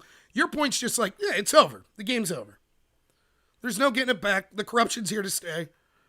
So prepare yourself as an individual. Maybe. I feel like that many times. All I know is I truly believe this is the greatest country in the history of the world. I truly believe that. I believe, like I say all the time, that it was founded on the spirit of the individual, of personal freedom and personal responsibility. This was the first country that our founding fathers had codified. Any country in the world had done this, that said the individual is what makes the country. Every ancestor that came before us that made this country great. Are we going to be the generation? We're going to be the generation that says, that's it. There's nothing more we can do. We've lost. I care about my family. I care about my friends. I care about this country. I'm not going to give up. And it's maybe stupid. Maybe I'm fighting a battle that's unwinnable. Whatever. I'm going to keep fighting. I don't blame people that are like, I had a gutful. Who wouldn't have a gutful? I call the Republicans. I'm like, hey, man, what can I do to help? I'm in Pennsylvania. I'm trying to help the Republicans and Trump win in 2020. What can I do? What's your message to inner city? What's your message to young people? I'd like to be able to talk to. I'd like to help coming up with messaging. I'd like to get out there and talk to people. I want to do what I can. I want to get the ideas of this corruption out there. What can I do? You know what they tell me? Can you put out some yard signs?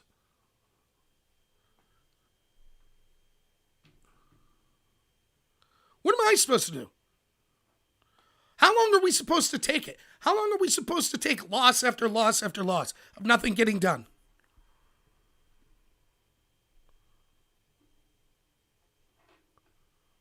We just take it, shovel it in, take some more.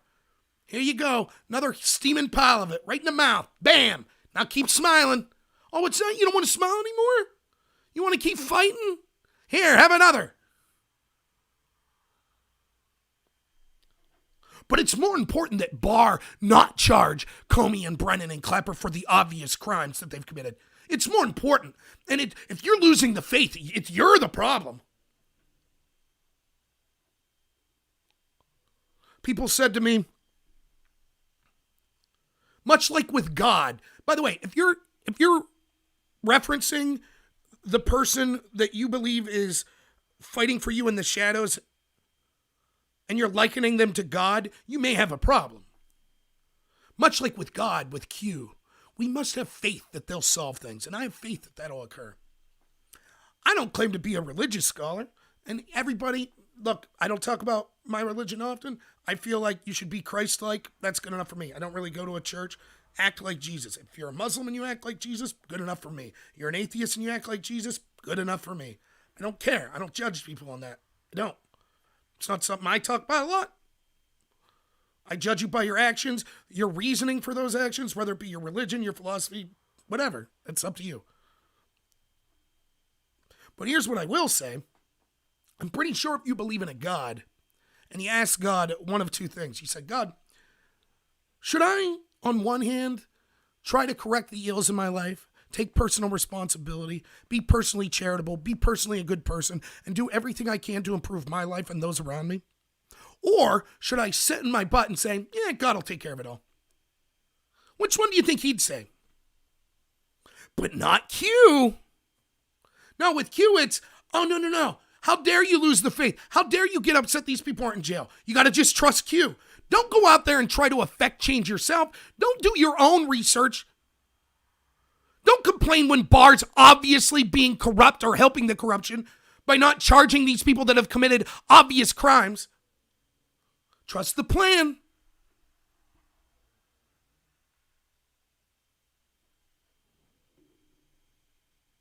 Quiet, Iron Crane. I don't have the crappy curtains behind me today. Ah, crap. I wanted to go to the post office. I had a background set up. And it is coming to a head. New people here are like, what is this Iron Crane guy talking about curtains about? In my work office, I have crappy curtains that Iron Crane really thinks looks like raisin bagels. That's my fear, Mark. Now, let me say this. Maybe you're watching right now and you're a Q supporter. You might be 100% right. I could be everything I've been saying. I'm not definitive. I'm not saying I'm definitive. It could be that Bill Barr is awesome, that he is playing this long game, this convoluted 4D chess that I just can't see. And you're smarter than me and you can see it, and I'm flipping out for all the wrong reasons. Again, I've already said, we share the same goals. We want the corruption ended. And if you're right that Q's got it all wrapped up and Barr's got it all wrapped up, then my whining and complaining ain't going to harm that whatsoever. Neither would Trump's. And I hope I'm wrong. I would be more than happy to be doing a show a year from now saying, you remember when I was flipping out because I thought none of the criminals would be held to account? You remember that? I'm eating crow right now. Other people were right. I was wrong. Thank you so much. Never been more happy to be wrong. That's what I would say.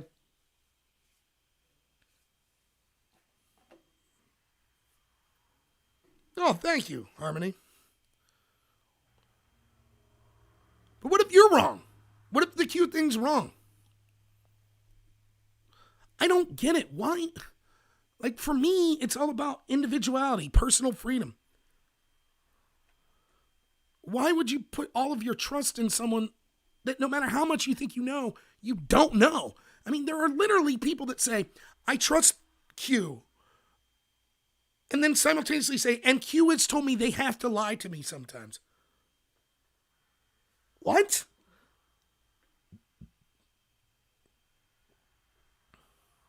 I know I'm going to lose. I know there are people, I know for a fact there were people that were watching this and heard me ranting about Q and was like, nope. I know I have friends. Oh, that's funny, Alan says.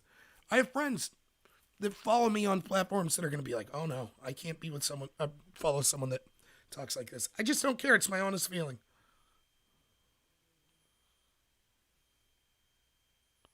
Right, Dean.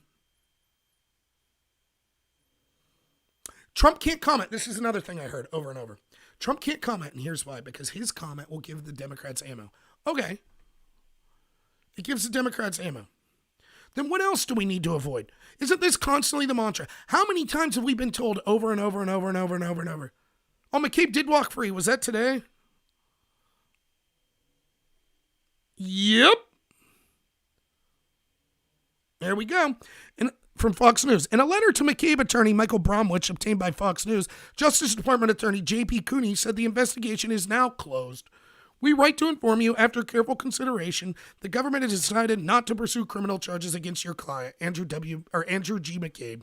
Cooney wrote. The DOJ added, based on the totality of the circumstances and all the information known to the government at the time, we consider the matter closed. Trust the plan. Right? Trust the plan.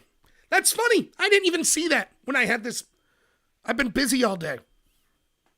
There you go. Trust the plan. Remember that Clapper, the first lie he told about the NSA? Passed the statute of limitations. Scot-free, got away with that. It'd be different. It'd be different if Barr came out and said, look, We're not going to give Roger Stone any prison time. He was charged, whatever. We're not going to give him any prison time. Bill Barr recommended 3 to 4 years of prison time to Roger Stone for lying to Congress. His agency just told Andrew McCabe, you lied to Congress, we recommend 0 prison time. Not even a fine.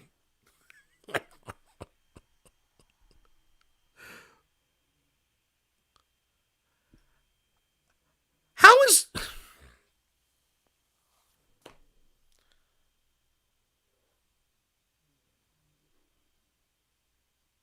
No, Dean, I didn't see it. I was busy all day. I had stuff going on all day. I just don't know. I'll tell you this. This is the only promise. All I could do is affect what I do in my life. I will not give up. No, that's not even why I was mad about the Barr stuff.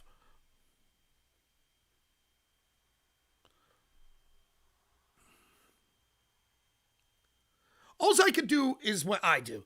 I'm not going to give up. If Trump loses in 2020, I'm still not going to give up. I'm still going to run for Congress. I'll still be doing this show. I don't care if I'm talking to myself. Now, I'm not a lunatic. I know I sound like it today. I'm actually a very happy person. I have learned to disassociate my love and defense of my country with also loving my family, having a fun life. I think I have fun. I think I have a great time. I'm one of the happiest people you ever meet. If you go out for a sandwich with me, you probably better eat your sandwich fast because I do have a big appetite. But or a beer or something, I'm not just like,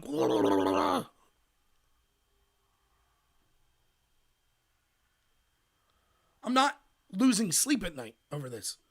But the reason is because I know I could always do more. Of course, we could always do more. But I think I'm trying.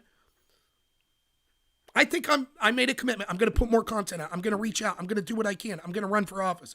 And if I fail, I fail. But I'm putting damn near my best foot forward. And I'm not going to give up. I don't care. I don't care if I lose miserably. I am not giving up on this. And I'm angry because I can see what's happening. I can see that the criminals are laughing at us and they're going to walk free. And then I'm doubly angry because so many people that should be right here with me, furious, are saying, this is a victory. It's a victory. We're winning. Yay! Landslide for Trump in 2020. Finally, the criminals have been held to account. I hear you, Mark. Now, I have a firm commitment on this channel. I do not advocate political violence. My job, again, both morally, but also strategically, the battle is information. That's what I'm trying to do. That's my small part. Maybe I wake 10 people up in a year. Maybe they each wake 10 people up. That's the battle. That's how we win without ever firing a shot. But are we winning? I was on American Joe's show the other day and I said, we're winning some inroads. We are, in some ways. Trust in the mainstream media is at an all-time low. Interest in the entertainment industry is at an all-time low. People are getting fed up with the social justice crap. But, as we see, it's ironic. The people, the moderates, and even some people on the left, they're starting to see the corruption. They're starting to see the insanity of those positions. But at the very same time, hey, what's up, John Jacobs? Us that are more on the right, we're starting to get complacent. Oh, everything's working itself out. It's all good. Trump's going to dominate. Barr's taking care of business. At the time, we should actually be reaching across the aisle. We should all be consolidating with justifiable anger. Moderates in the left and independents, they're starting to get there. And at the exact same time, we won. That was the point of this show today. That's beyond this Barr stuff, right? I said that twice and I haven't got beyond it.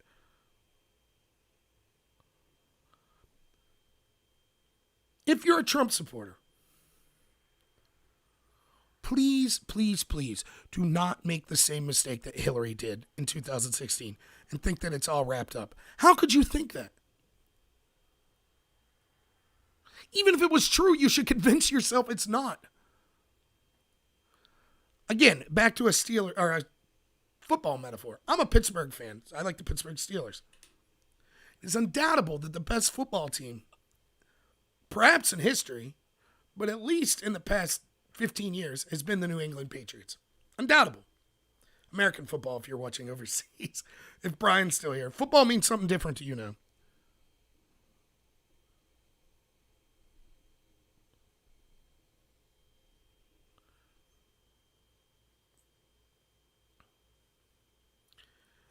The Pittsburgh Steelers had a talented team at the same time that the Patriots did. The Patriots have Bill Belichick as a coach. The Steelers have Mike Tomlin. The difference in their season almost every time comes down to two things. One, Tom Brady's the man. But the other thing is this. The Steelers under Tomlin every year will lose 2 or 3 games to absolutely horrendous teams.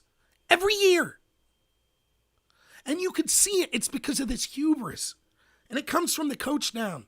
We got this wrapped up. Big game next week. We play the Ravens next week. So who cares about the Bengals this week? We play the Patriots next week. Who cares about the Jaguars this week? And then they get crushed. And every year I say, okay, here comes another one of these games. Now you think after 5-6 years of losing these types of games, that if you were a Steeler, you'd be like, we ain't taking this one for granted. We lose to one of the crappiest teams in the league every single year. So this year, we're going to take every game seriously. But they don't. Every year, they take it for granted. They lose again. Now, look at the Patriots. Almost never happens.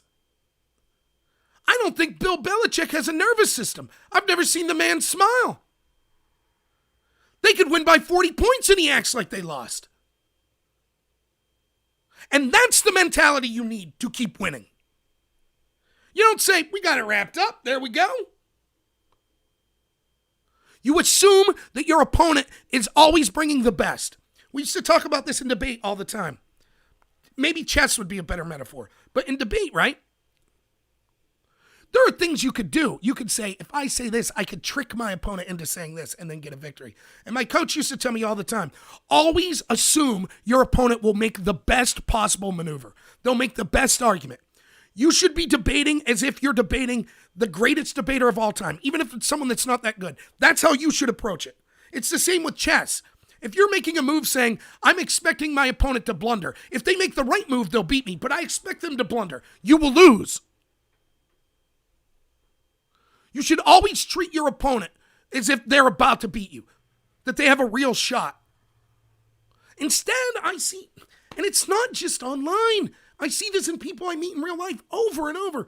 Oh, it's not even going to be close. Landslide for Trump. Maybe that Tuesday you go out to vote. It's raining a little. Yeah, I don't need to go vote. Trump's going to win by 5 million votes. No problem. Yeah, I could complain and write my congressman and do stuff about these corrupt bureaucrats that are having a coup against the president. But Trump's going to win by 50 million votes. Who cares? The Discord link's broken? Yeah, it probably is. For some reason, it updates. There you go. Here's a Discord link. I don't know. I don't know what more I could say about it. It will be the worst I told you so that I've ever given.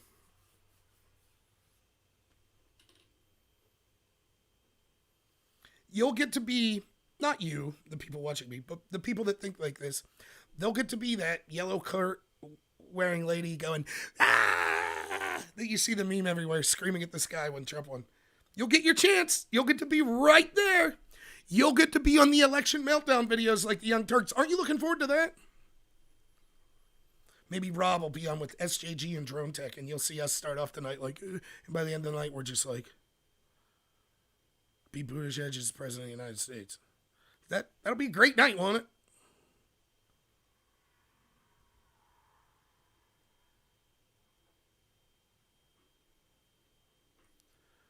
I don't know. I guess all you could do is decide for yourself, and then it's not for everyone. Look. Here's the other thing. I don't cramp on. You won't hear me insult voters. Do I like AOC? No. Do I like Bernie? No. Do I like Buttigieg or Hillary? No. I ain't going to sit here and tell you, oh, the people that vote for them are terrible and they're crappy and they're dumb. You don't hear that from me. You don't. I think most people have a good reason to vote. Maybe not. Maybe it'd be a dumb reason. I voted for this person because they're handsome. Whatever. I'm not here to judge you. Look, people have 9 to 5s. People are just trying to survive many times. They have personal relationships. They have problems in their life. They're living paycheck to paycheck. That's fine. I'm not here to crap on that. I'm here to try to build bridges. I'm, bombastic. There's a word. I come from the right. Yeah, I crap on the left, but I'm talking about the establishment left, not the voters. But I'm trying to reach out to people. I am. I ask my mods over and over, please don't censor people if they come on and they insult me or they say I'm wrong. Or I'm trying to constantly bring on people that disagree with me. I am. But that's all I could do. If you're not impassionate, that's fine. If you are, the people I'm speaking to are the people that tell me they are impassioned. They want the corruption to end. But Trump's got it in the bag, so we can just sit back. I would rather you just be like, I don't care. Like Mark's like, Mark the mod here, he's like, it's all corrupt. Okay. That doesn't upset me. It's like, that's a viable point. I'm not, all I can say is I act as if that possibly is not the case. I act as if there's possibly inroads we can make. But I can't sit here and give you the intellectual case for why Mark's wrong. It probably is all corrupt. It probably is. I think deep down Trump's trying to fight it. I really do. But maybe it's too much. Maybe it is. But I'll act as if it's not. That's just who I am. But the ones that, it's not that I'm mad at them. It's that it's aggravating. It's to watch the people that agree, that are passionate, and to see 10 yards ahead where they can't see. You're setting yourself up for a massive failure. You're taking your opponent. I don't know how many times I've heard this. Oh, man. I hear it all the time, especially from the chattering class like in the media. If Bernie wins, he's going to be such a weak candidate. Trump will just club him. It won't even be close. That's what they said. If Trump wins, Hillary will just trounce him. Sound familiar? You go ahead. You underestimate it. See what happens. So, let's see. Do we have any? Right, Kevin. I mean, what more can you do? I mean, again, I'm trying to run for office. Oh, I know what I was going to do. I'll bring up some of this. Now that I've ranted and raved, let me...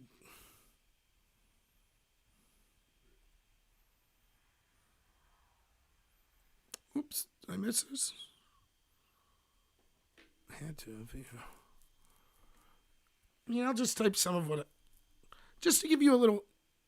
I mean, it's not... I won't bring it up on the screen. I don't want to show anyone's screen names. But I'm on Above Top Secret. It's a blog. They talk conspiracy theories and politics. And there's a big thread about Q on here. I'll read you exactly what I wrote.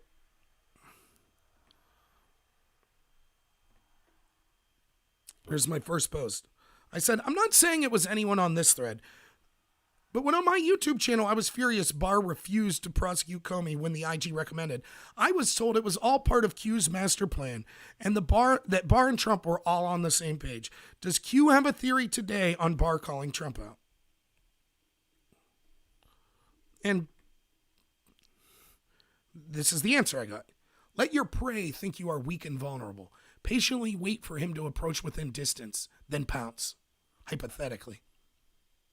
I said, or set up a cryptic movement to put faith in Barr, Ray, and the rest, and then have that movement convince people to cheer for the very people help covering up the coup. This is why I don't put faith in people or movements that tell me, 1, they can't tell me the facts, they have to give them in puzzles. 2, they sometimes have to lie to me as part of their plan. And 3, things like letting criminals like Comey get away when they are recommended for prosecution or losing the 2018 election is a good thing. Who knows? Maybe it's all 4D chess master plan. But it seems more and more likely to me that today we have Barr, McConnell, and members of the Senate and even conservative media all telling us Trump should keep quiet about the obvious corruption occurring against him and his allies. And many Q followers are happy to go along with the establishment narrative. And then someone says, Here's some of the accomplishments. Weaponized Obama, DOJ, FBI, CIA, failed. Russia hoax, failed. FISA abuse, exposed. Ukraine hoax, failed. Leakers, exposed. Impeachment, failed. Bernie, beating DNC. Keeping Senate and White House are a lock. Flipping the House is unknown. Do you see where my anger is starting to come from? Can you see? Yeah, I'm furious, Don. Barr hasn't locked anyone up. He has the nerve to tell Trump he shouldn't complain about the blatant corruption while he refuses to prosecute blatant corruption like Brennan and Clapper. Here's what I said to that. You hear all those victories we had there? Senate's a lock. Senate's a lock. Maybe we'll get the House. Trump guaranteed 2020. I said, this attitude scares me as a Trump supporter. The same attitude Hillary had in 2016. I'm sick and tired of Trump supporters acting like some great victory has been achieved. It is now public knowledge there was corruption at the highest levels having a coup against Trump.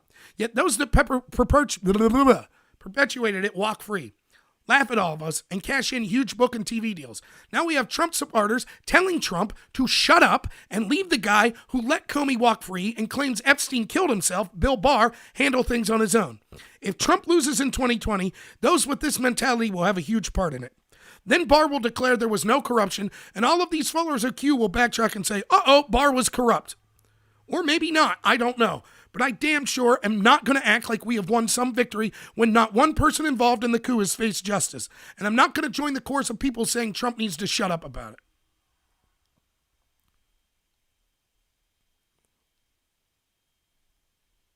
I said, who's going to tell the average American about this corruption? The media? Or how about the incompetent Republicans that the majority couldn't even come up with a defense of Trump in the impeachment coup as much as some fat guy working with no money or connections like me? Trump has to speak up because no one else does. And now many of the very people who claim to support Trump tell the American people about this corruption are demanding Trump shuts up when he is making his biggest inroads. I'd love to ask Barr, what's his plan?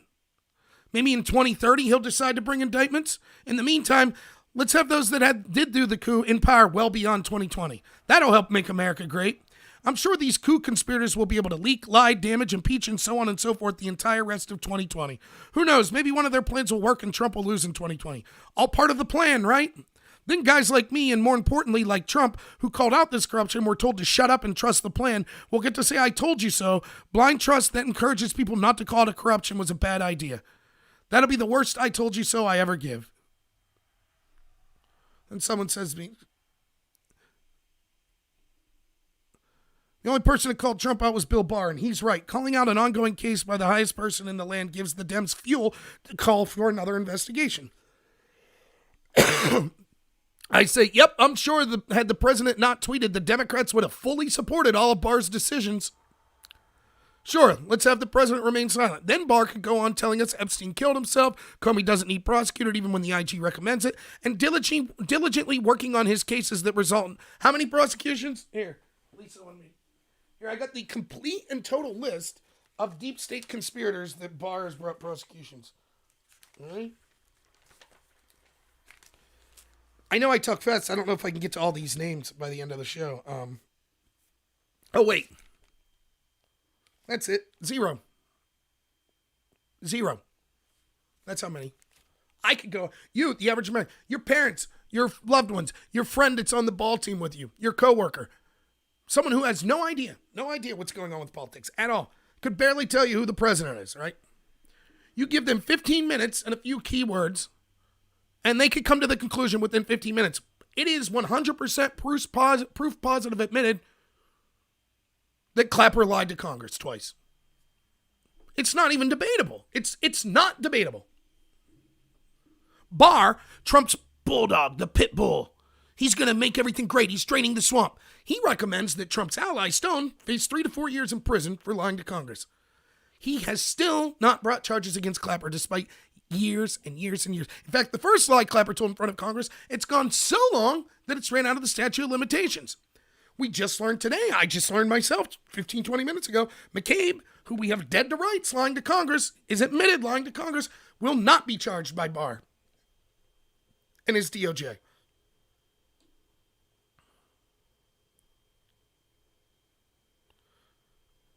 Instead of charging anyone, he lets people walk free and attempt even more attacks against the president. And then when Trump's approval hits record highs and people are starting to wake up to the corruption, Barr, the Republicans, and even allies like Q followers and many others tell Trump to shut up about the corruption.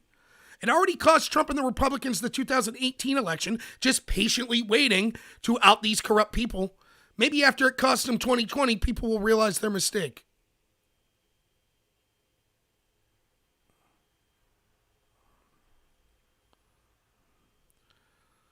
Someone says, anyone who has played or even watched team sports knows tactics appear one way but are often not. Quote, appear weak when you are strong. Appear divided when you are not. Bait taken. I've seen this play out 100 times so far during this game. Thumbs up. I said, I had a long post made out to this, but it was too confrontational. I'll just say this, and this is a point that I need to make. Then I'll stop reading for my own stuff. What do you all care anyways, right? I said, I am more convinced today than ever that Trump could be removed from office, the Dems could win in 2020, Trump, his entire family, and all of his associates who really were on his side could be locked up for the rest of their life. And people that claim to be Trump supporters would be online bragging what a huge victory that was for Trump.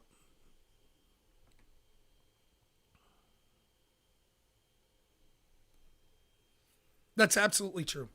There is nothing.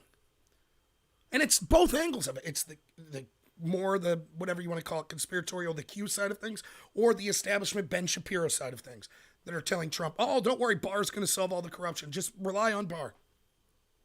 It's both sides.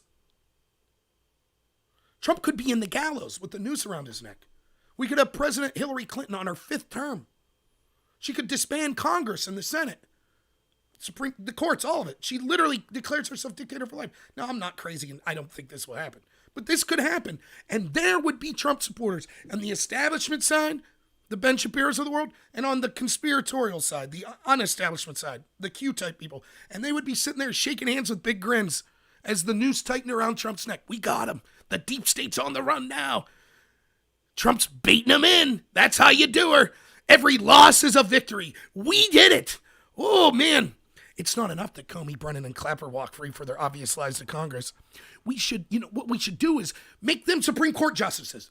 Like, give them even more. Give them all government-funded mansions and TV shows and networks of their own. And let's leave them in charge of, like, all the agencies of the government. Like, you know what? Let's have Trump resign immediately and just put that team of Brennan, Clapper, and Comey as president for life for the world right in there. They'll never see it coming then. Oh, man, that's how you bait them in.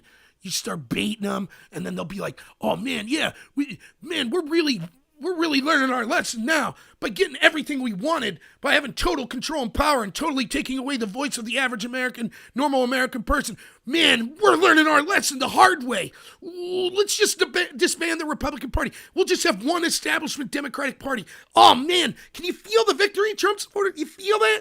Oh man, that's really baiting them in. I've seen it 100 times. I've seen this game 100 times. This is how it always works. We're crushing them in this game. We're out in corruption. I read you the Kimberly Strassel argument, didn't I?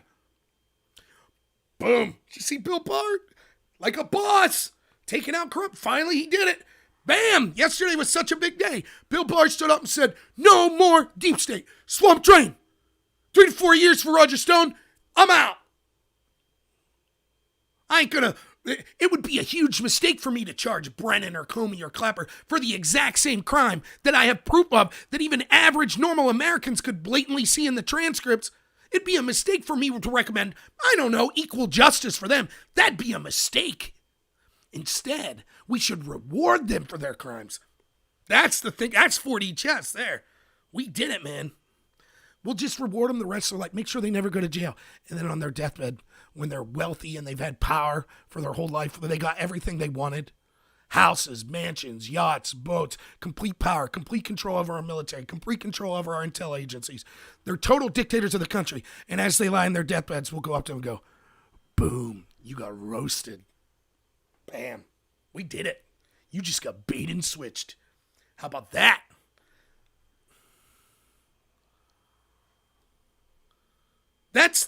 That's where we're at? I didn't even get to the best post where I was called, possibly, a shill for George Soros. Because that's... Now, those of you that are watching right now, perhaps you've seen I have, 450 videos up online? Many of them multiple hours, many of them hundreds upon hundreds upon hundreds of hours of content in doing what I think is defending Trump and going against this corruption and the ideas of globalists like George Soros. I think as skilled as anyone. I think I do a damn good job of it.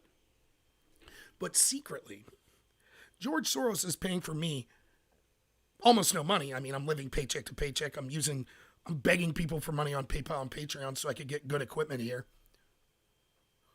He's secretly using me, though, paying me like minimum wage or something, I guess.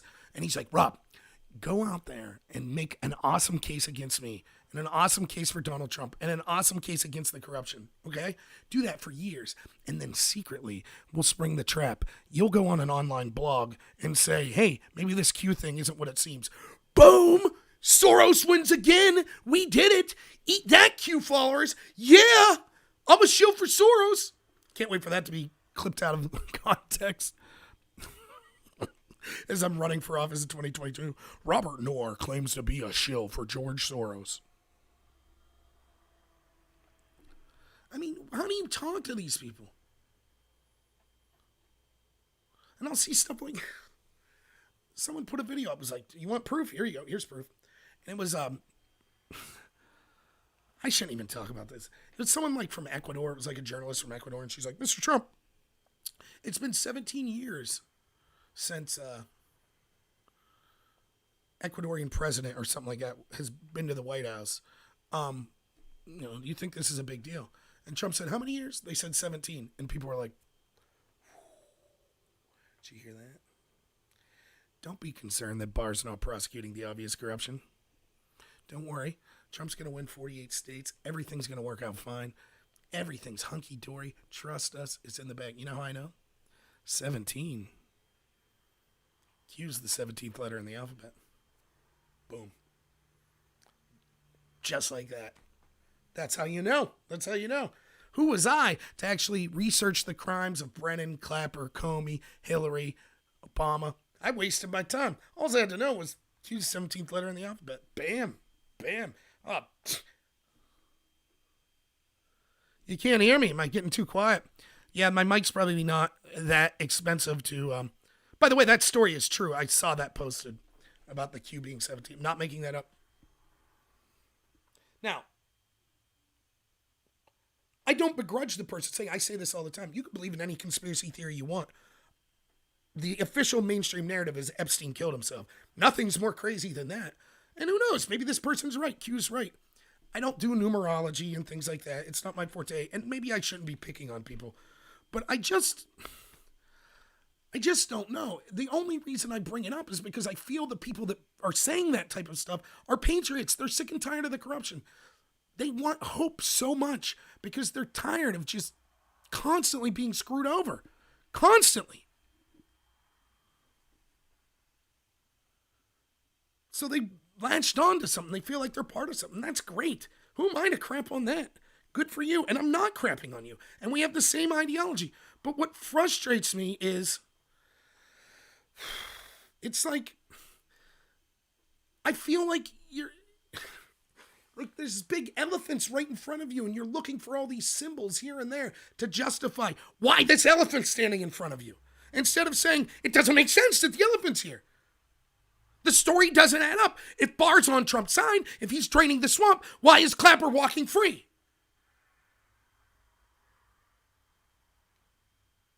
So you search for anything. Oh, well, 3D, 4D chess, numbers, this and that, and this and that. And I'm going to get calls. I'm telling you, I've got calls already, and I wasn't this hard on Q. I've got calls where it was like, hey, you don't understand Q, and I feel like if you watched it more, you don't understand the big story. You're talking about things at the superficial level. If you follow Q, you would understand the big story behind the picture. Maybe. Maybe it's all a big lie. My feeling, and I'll give you my prediction, right? I'll give you my prediction on Q. I'll give you my prediction on Barr and how everything plays out. You ready? I think, as I've said before, Q is probably someone that means well. They're probably connected to Trump or a group of people connected to Trump, and they are releasing information that's truthful. So, like, Trump will talk to his associates, and then his associates are telling people tidbits of that. They do it like the Riddler and little, puzzles or whatever, but that's fine. Whatever. Okay. I think they mean well. I think they want Trump to succeed. I think they're really concerned about taking down corruption. I believe that. I don't believe that they're prophetic. And by that I mean, it's one thing to release information and facts that we could actually look at and discuss. It's another thing to say how those facts will ultimately change the game. We don't know. I don't know. And so, like they said, trust us, we got it all wrapped up, we win. Well, the other side's saying the same thing.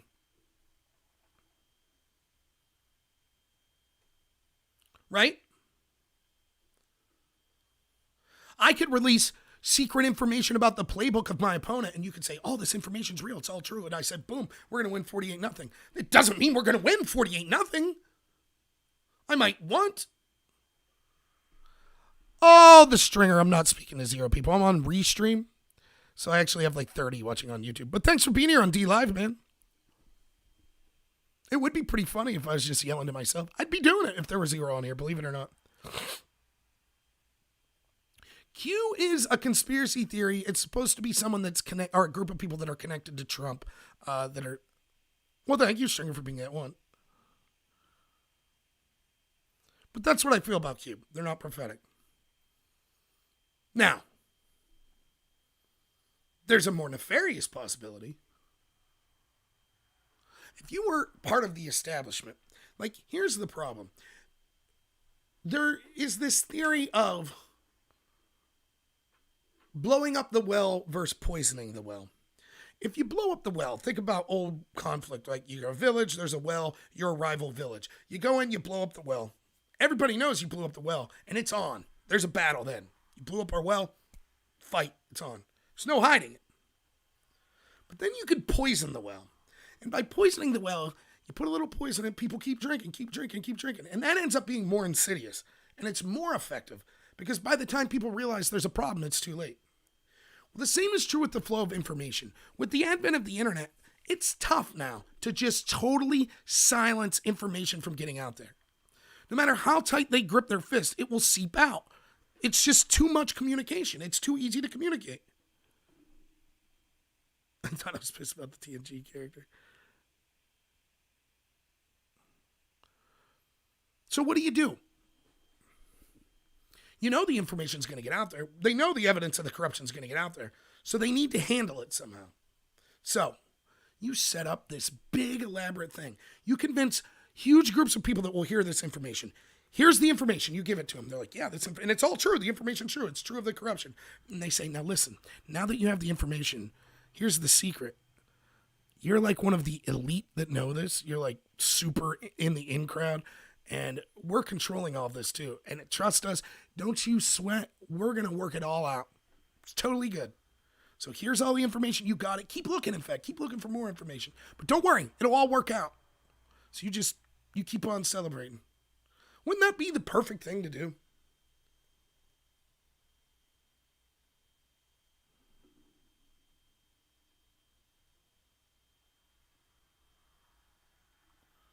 Wouldn't that be, if you were Hillary and you had your druthers and you could set that up, could you come up with a more perfect plan on how to convince would-be patriots that would be some of the most vocal, some of the most forceful people demanding that this corruption be ended, and you've taken all that vigor out of them? Bam, just like that. Don't have to worry about those people anymore. They're actually cheering for your side. They're cheering for the corrupt people on your side that are burying the coup. You've taken the biggest patriots, the people with the most understanding of the corruption, you've taken them and you've gotten them to be your soldiers to go out there by poisoning the well that are saying, hey, Rob, hey, Trump, shut up about the corruption. Barr's going to take care of it all. Now, I tend to think that's not the case. I tend to think that the people posting his Q do mean well, but I don't know.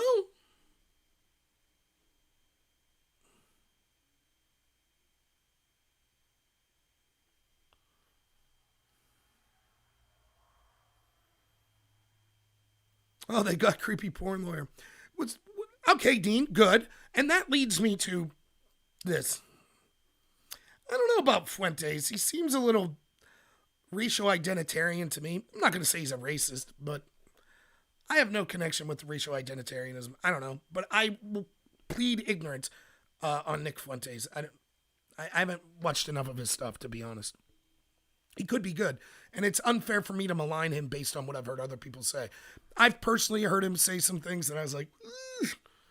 But again, if you're talking as much as someone like me, inevitably, and I assume Nick Fuentes is, inevitably he probably says something that could be taken out of context. So I just don't know.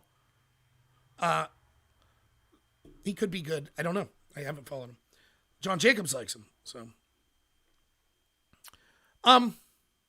my prediction for Barr, here's what'll happen.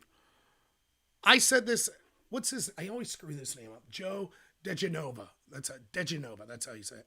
Joe diGenova, who's always on Hannity. He's a great Trump supporter, a fantastic mind. He's a lawyer. His wife, Victoria Tenzing, and him have outlined the case of the corruption against Trump brilliantly. And I remember before the IG report came out, I saw a radio interview with Joe diGenova. Why can't I pronounce that name? And he says, listen, Trump supporters out there are making a mistake thinking that criminal charges are going to be filed. No one's really going to get prosecuted, but all the corruption will be outed and it'll lead to a landslide for Trump. And I was like, wait, what? They think that's a victory? Just telling the American people? Haven't we learned over and over that the establishment and the Democrats control the narrative? Like over and over and over and over and over?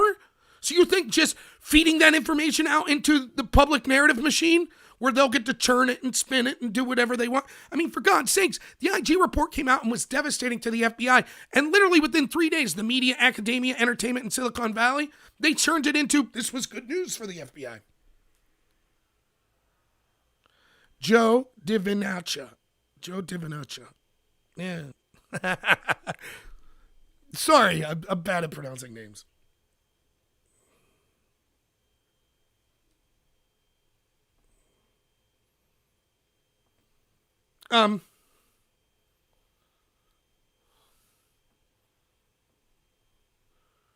So what I expect to come from Barr is something like that.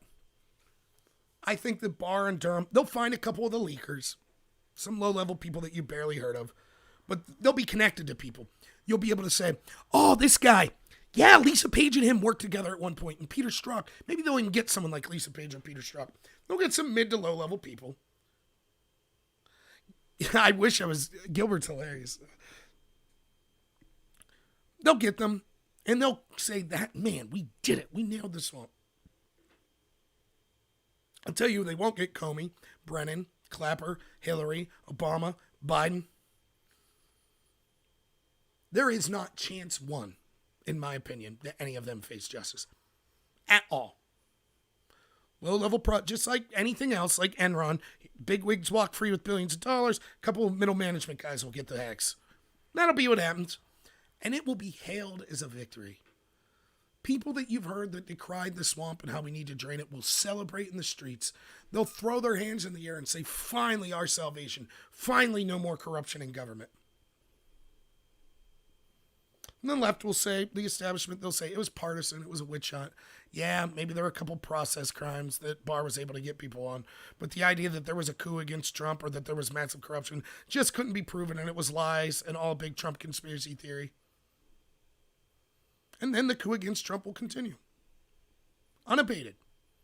Maybe he'll win in 2020, maybe he won't. I don't make those types of predictions.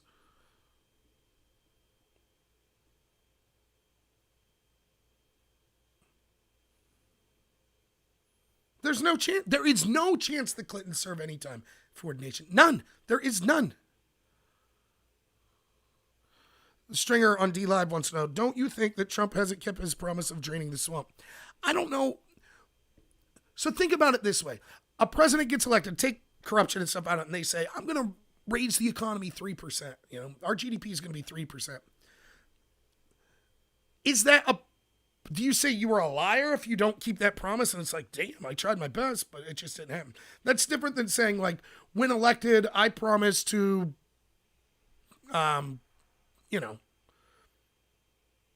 never fly in a private jet or something stupid like that.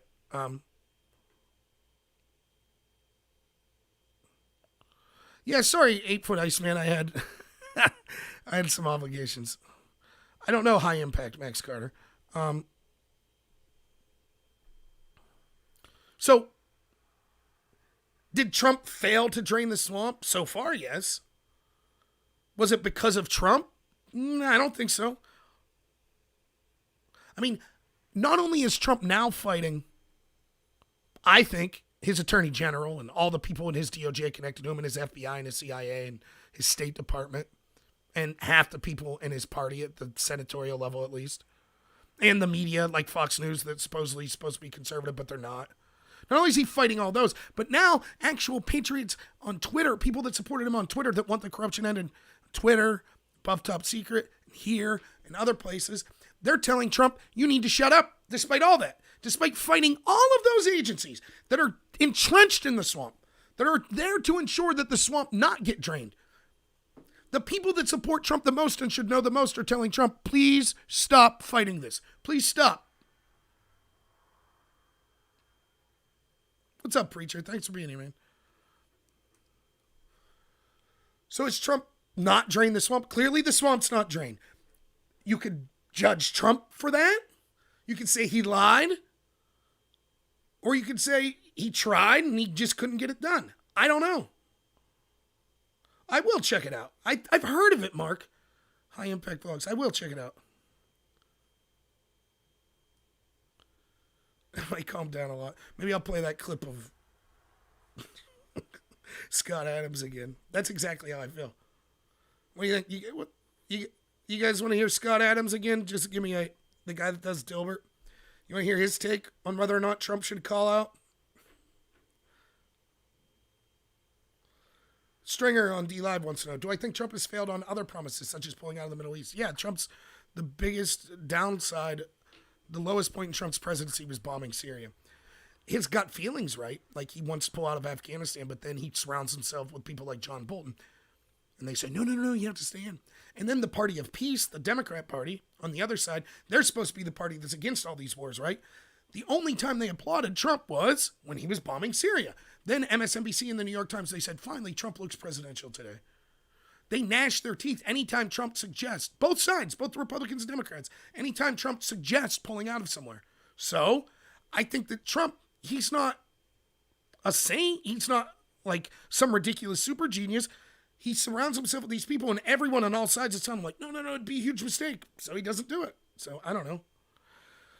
Ford Nation, was that a yes? You want to hear Scott Adams? Okay. Why not? And I think Scott Adams would forgive me for playing this clip. Warning, curse words incoming, many of them. This is a great summation of how I feel on the question, should Donald Trump be tweeting about corruption in the Roger Stone case and corruption at the DOJ? Here's what I think. And just say, it's traditional that a president not get involved with the justice system. I might, even if I had a problem with it, it's traditional. It might lack decorum. Should a president, depart from good decorum to weigh in on a justice case? Well, here's what I think. Fuck him. Fuck your decorum. Fuck your tradition. Fuck your, this is the way presidents do it. Fuck everything. And fuck you if you disagree. This is a complete travesty of justice. It's obvious to all of us. Let's not pretend it's not fucking obvious. It's fucking obvious. I want my president to weigh in.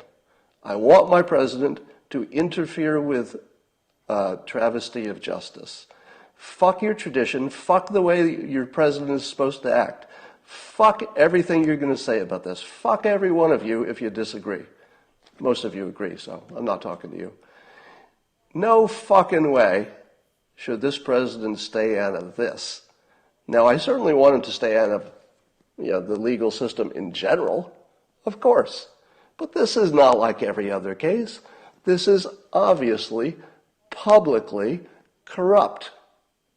Obviously and publicly corrupt.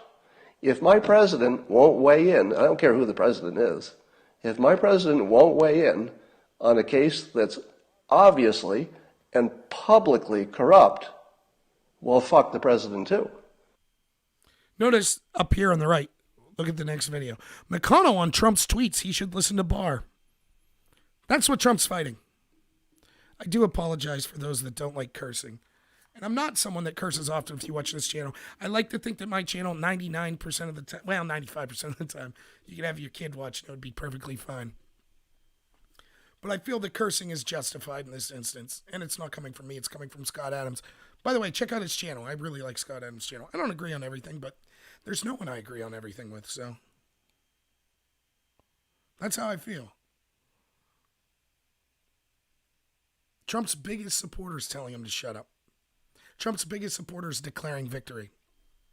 One of the best journalists out there, Kimberly Strassel, writing an article saying, Barr's done it. He did it.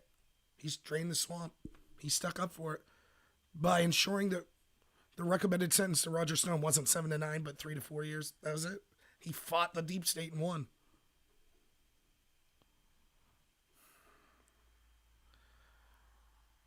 I don't know what more to say.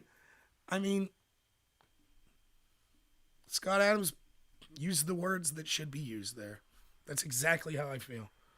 I'm tired. I fight the establishment all day, every day, all day I can. Not all day, every day. I'm happy when I'm not doing this, but I'll do 4, 5-hour live streams. I'll put out 3 videos a day, do a 2-hour live stream. Then I'll do a stream with someone else. I'll talk to people I agree with. I'll debate people I disagree with. I'll do it all. But then when you have to fight the very people that are your allies, where you have to tell them like, how are you celebrating? How are you acting like Barr has done anything?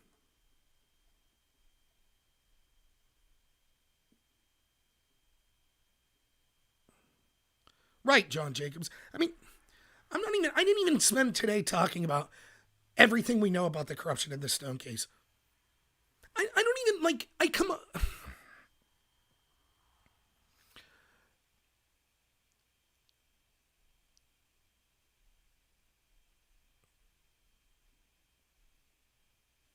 Joe M. I'll check it out. I will. I've heard that's the second person that's mentioned it. And I get, like, look, the child human trafficking, of course it happens. It was happening with Epstein. I don't know, though, and I don't know if Joe M. will have this answer for me. I've yet to hear anything remotely compelling. Why, whatever your description of the heinous, the most, I've heard it all. Adrenochrome, they're taking, like, the glands of children, and they're using it in their bid for, like, Luciferian rituals to obtain power. Like, I've heard this, I've heard all sorts of stuff, right? Okay. Let's assume it's all true. I have yet to hear a compelling case why that means we should not have indicted Comey when the IG recommended it. Surrounded by the enemy.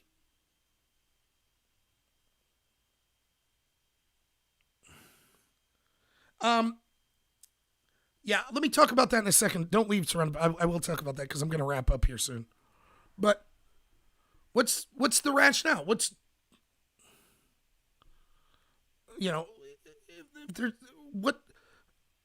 Okay, so we're somehow going to prove that Brennan and Clapper and Barr and Comey and Obama and Biden and Podesta and all these people have these child sex dungeons. Okay, why does that mean we shouldn't have charged Comey with the... Let's assume. So what's the linchpins? Just what? Trump and Barr. Those two. And Durham. Those 3 people. With those 3, finally we could bring down the child sex trafficking and all that stuff. Why wouldn't you take those people, put them in jail where they can't leave, where you could have total watch over them on the crimes that you absolutely could prove right now, and then continue to investigate the further heinous crimes? Why wouldn't you do that? In fact, there's only a chance that by doing that, if this stuff's real, that someone like Barr or Clapper or Brennan or anyone could say, whoa, I'm looking at 5 years in prison for lying to Congress. Maybe I have some information on these heinous crimes. I can see that they're serious about bringing down people for crimes. Maybe I'll start to flip on these people.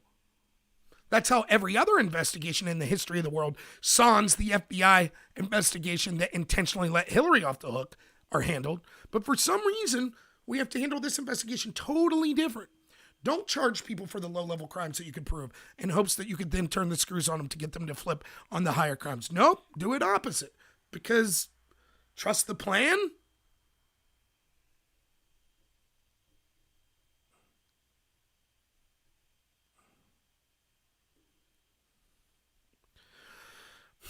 Maybe. I don't know, Lori. I hope you're right. I really do. Like I said, I think that the people that follow Q, especially if it's encouraged you to do your own research, it's fantastic.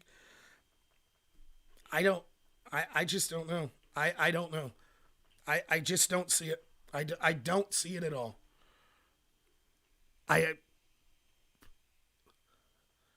Great Awakening. Epstein didn't kill himself. That's child sex trafficking. No one cares. No one cares at all. We care. That's it. Biggest political scandal in the history of the country. The FBI using unverified information paid for by one party. Sourced by our enemy, Kremlin. Kremlin-sourced info. Used to spy on a president in a presidential campaign. Violating policy 17 times, including manufacturing evidence. Withholding information from the FISA court that proved that the entire investigation was a sham from the get-go. All of that, I can't get a peep out of an elected Republican on it. It was considered a big victory that Christopher Wray, who I hear is also part of the plan.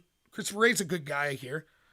He said, there's going to be an internal review of these characters. Oh, misusing the FBI to spy on your political opponent and have a coup. Shame on you. There'll be a review. Hey, I hope you're right, Lori. If you're right and the Great Awakening's inevitable and Q's solving it all and Barr or whoever, then my doubt will be irrelevant. So,